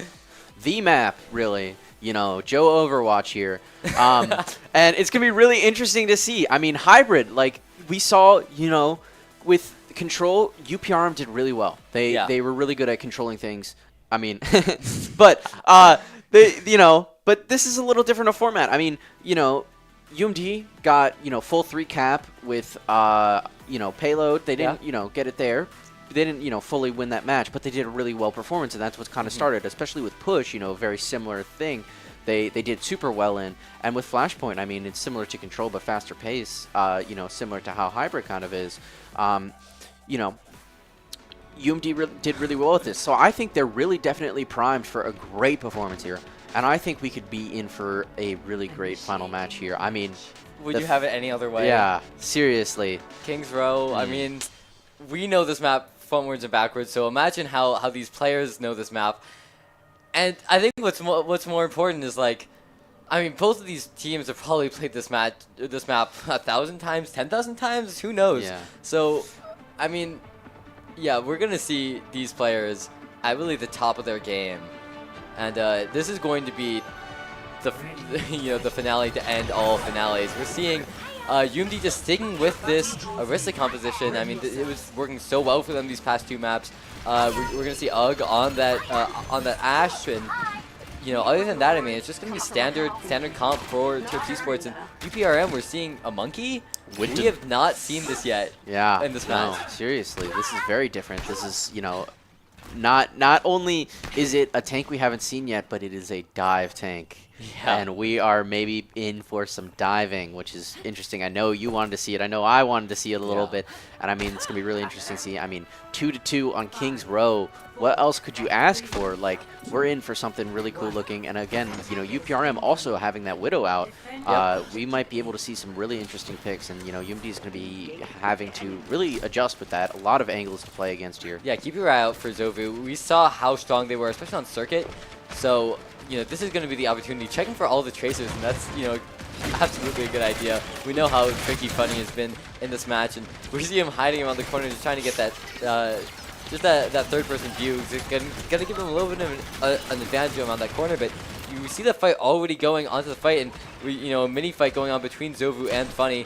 Going for a shot, going to get a hit marker, but it's not going to be a headshot, so Masteran is going to be able to heal up all the way, and Funny just going onto this Ana, has to be really careful about the sleep, but doing a great job, and going to be able to take the first pick of this match, able to get a little bit of a hit scan diff onto Zovu. Yeah, no, that's going to be a really big get there. Zovu was just such a huge thing that they have to look out for, such a huge, thing. And look at their Funny getting that backline, absolutely eviscerating that backline. They're gone. So it looks like UMD is really going to be able to push up here and really get a lot here. I mean, that first pick on Zovu is a huge pick because that is the thing to watch out for. That thing that is stopping UMD from pushing out immediately, that big damage, those big picks. And I think that's a really great first elim to get there. Yeah, absolutely. And great shots for UG specifically. Just gonna be able to give, especially Funny the green light to take this fight, but Funny needs to be very careful. No more recall. It means that any damage is permanent. He could fall, but it looks like he's gonna be able to get out just barely by the skin of his teeth. And now going for a rotate onto the high ground, and they're just gonna go through the map. They might even try to flip the map. I'm really curious to see what we end up seeing, but looks like they're just gonna go for high ground and keep an eye out for Funny. He's got that pulse bomb, and UPRM is very stacked up right now. If they're not careful, this could be an easy pulse and an easy fight win. And look at this rotation from UG going all the way around, not letting UPRM, flip the map like they're clearly trying to do. Yeah, no, that's a good counter play right there. And another important thing to look out for with that, you got the Bapchinol coming out. And it's going to clip a little bit, but not do crazy amount of that. But Orisa is really getting a lot of it. And you get the Orbital Ray out there, too. And it looks like, boom, another counter Orbital Ray. Oh, able to get 2 freezes, a fantastic ultimate, also able to keep himself alive, but Motley Man is not having any of it. He's going to be able to get one himself. A Pulse Bomb comes out, but it might be too late as UPRM is already up. I think it's 2-1 now, but able to get the chases, if not quite. He's so low, but I mean, UMD is still doing a great job of holding this, able to get, you know, down to a little bit over a minute. I mean, that's a pretty decent hold, able to win, you know, a fight, and they made that second fight super long, and they're able to actually touch again. They're going to be able to get the Nano Boost out from UPRM. At this point, you know, any time that they get is just, you know, icing on top, and they are going to be able to get the pick. But yeah, great job out of UMD on this first point. Yeah, no, that's a great amount. Getting them down to 1 minute on the cap point right there is a lot. I mean, you know, they have to push it super far to get to any extension at all. And I mean, that last fight was really close. And here we have the Tracer 1v1. Ooh, and it looks like Funny's coming out, but not Not going to be able to block out of it. Yeah, I thought it was the Bastion. There were 3 people in that room, and he's still able to find the Tracer. I mean, that's just some fantastic tracking. And it looks like UPRM is actually going to try to control this side high ground. It's not something you see very often. You normally see them just trying to play for the alleyway on the cards, as it's going to keep on getting pushed. But UMD is really fighting for this, which means that UPRM is going to have to as well. And they're going to get knocked off by that Javelin. They're just going to go to point. Bob is going to go, and he's just going to contest point right now. He's going to get slapped, so he's not going to get too much value. But just the fact that they're able to make the space for it, you know, means that UMD is going to be able to make time, and there it is. Going to get another pick onto this fight, kind of being Zobu's biggest off in this fight so far. Yeah, no, it seems to be. But it looks like Juno is going to fall too, and that's going to be a big loss there from the Terps. And it looks like that UPRM is really going to be getting that kind of advantage in this next little fight, and they're going to be able to go with the great pulse. Is he going to be able to find anybody? They're so low. Ana dies.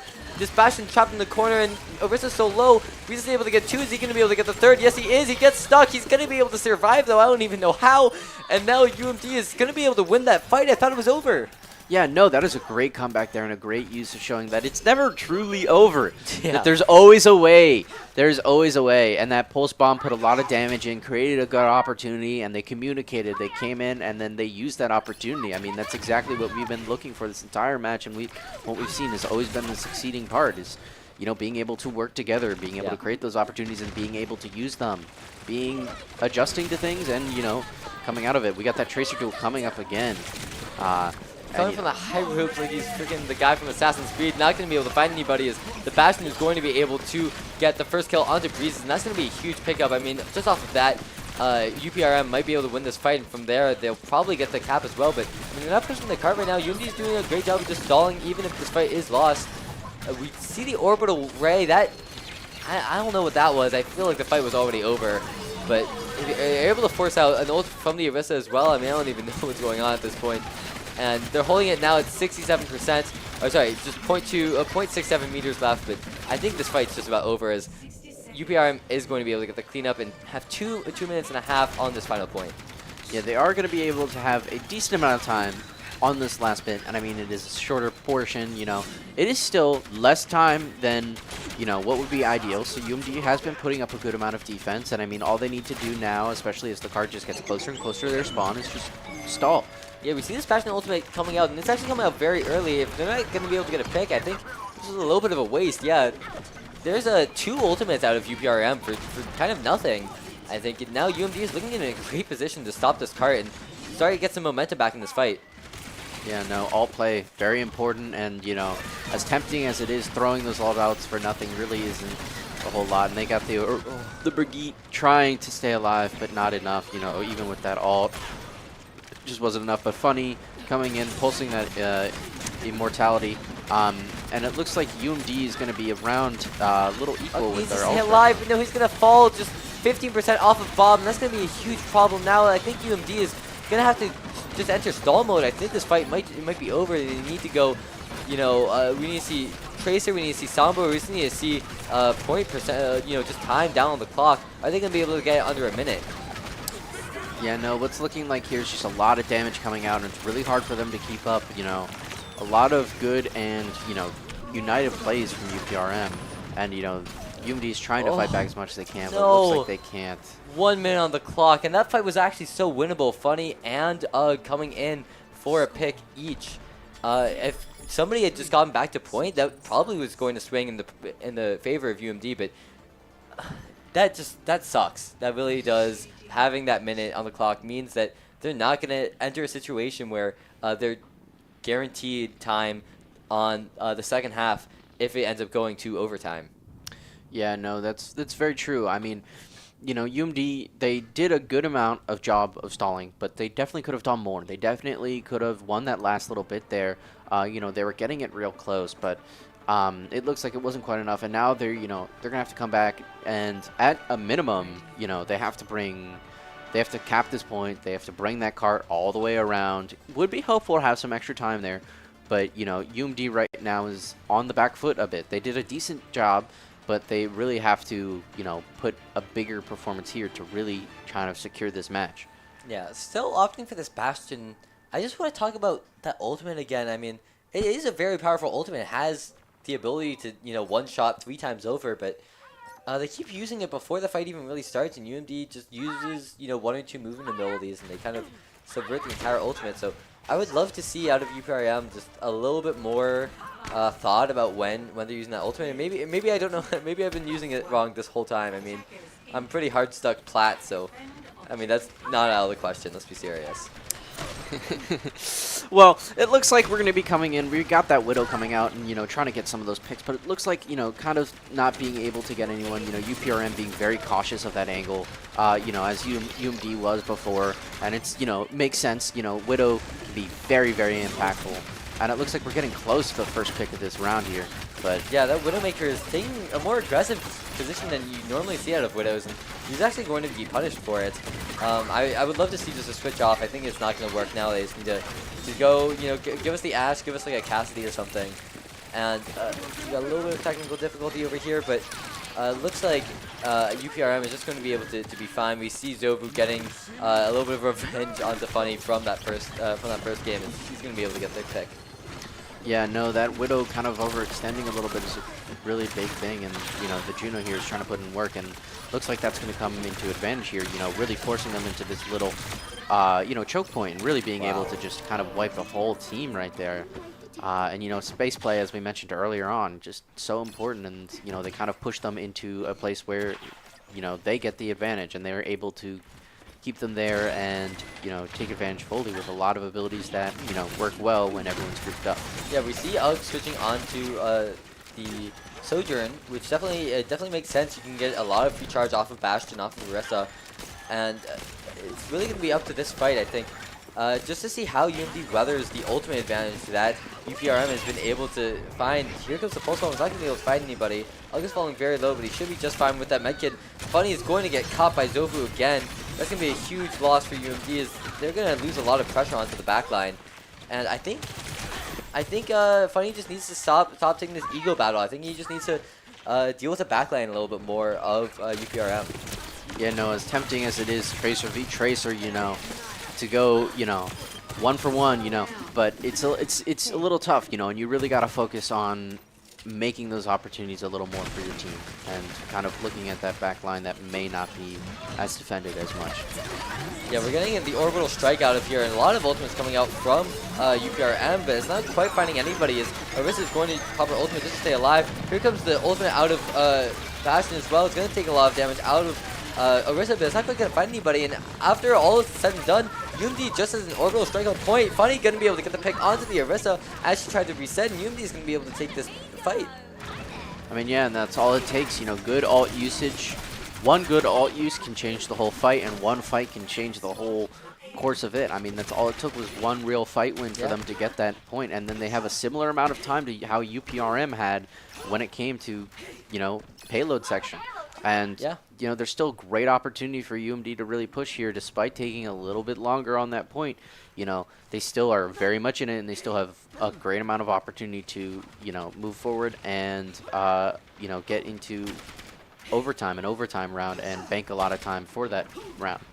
Yeah, I mean, if anything, I think UMD has a little bit of an advantage going into this, so if they're able to keep up this momentum, they should be looking just fine to match or even beat UPRM's point. Is UPRM is rushing onto the point. They're going to start touching, but I think that Orisa is a little bit out of position. She's going to have to back up, but she got the pick onto Funny, at least made the space so that Zappy or Cooch was able to do that on the Baptiste.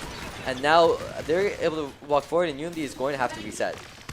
Yeah, it looks like, UPRM really taking advantage of that spacing, and especially in this section where they have a lot of different angles that they can pop out of, a lot of different height that they can use, really taking advantage of that spacing. and using it to their best here. And it looks like UMD is really just going to have to kind of try to reset and re-up. And looking at ult usage right here, you know, you've got some good ults coming up soon for UMD. I mean, you got Nano coming up soon. You got Orisa coming up soon. That can really help change and push forward for UMD. Yeah, you gotta keep an eye out for this Nano as well coming out. It's got to come out in this fight because UMD needs to, you know, to step on the gas a little bit. We're seeing them just kind of force UPRM back. Pulse Mode comes out. It's not gonna find anybody. A great sleep coming out. I think it's onto the Orisa or something, but they're gonna be able to walk back up. Here comes a bunch of ultimates. Sojin gets overclocked and Nano boosted. She's gonna be able to find 1. Is she gonna be able to find 2?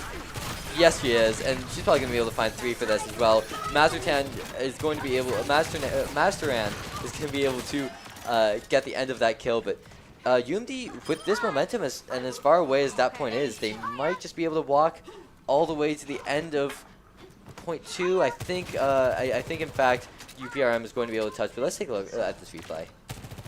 Yeah, no, I mean, here we see just great ult usage, great team collaboration, great shots here from, you know, just a lot of great parts coming all together. This is so low, but she uses her ultimate to stay up, and it's going to work just for a little bit longer. She's going to fall to the Zarissa ultimate, but they're able to trade out UG for it, so it is still absolutely winnable for UPRM. If they're not able to find anybody soon, they're just not going to be able to. Great job from UPRM, you know, kind of ignoring this Zarissa and just going for the back line.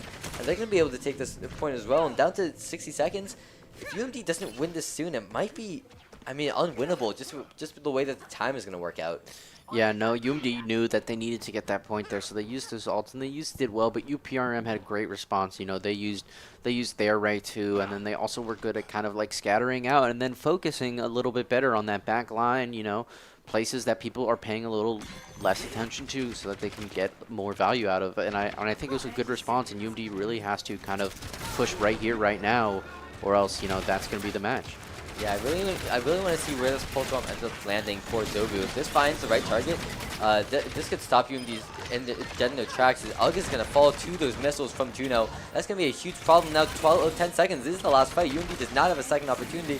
They're going to have this tracer on the Juno. Is she going to fall? I think yes, she is. But a great job from Ana keeping her alive. Unfortunately, that means that beautiful stick, and that's going to be it for UMD, I think. Yeah, no, that was... Ooh, we got a touch here. We got a touch going on. And will UMD be able to be fast enough to get another one? Looks like not. Wow. Not quite. What a match. Yeah, no, that was... you know, UMD, they put up a great fight. I mean, yeah. That's for sure. That's for certain. I mean, 2-0 to 2-2 is, you know, not something you see a lot. That's for sure. And UMD really put a lot of work in. I mean, here,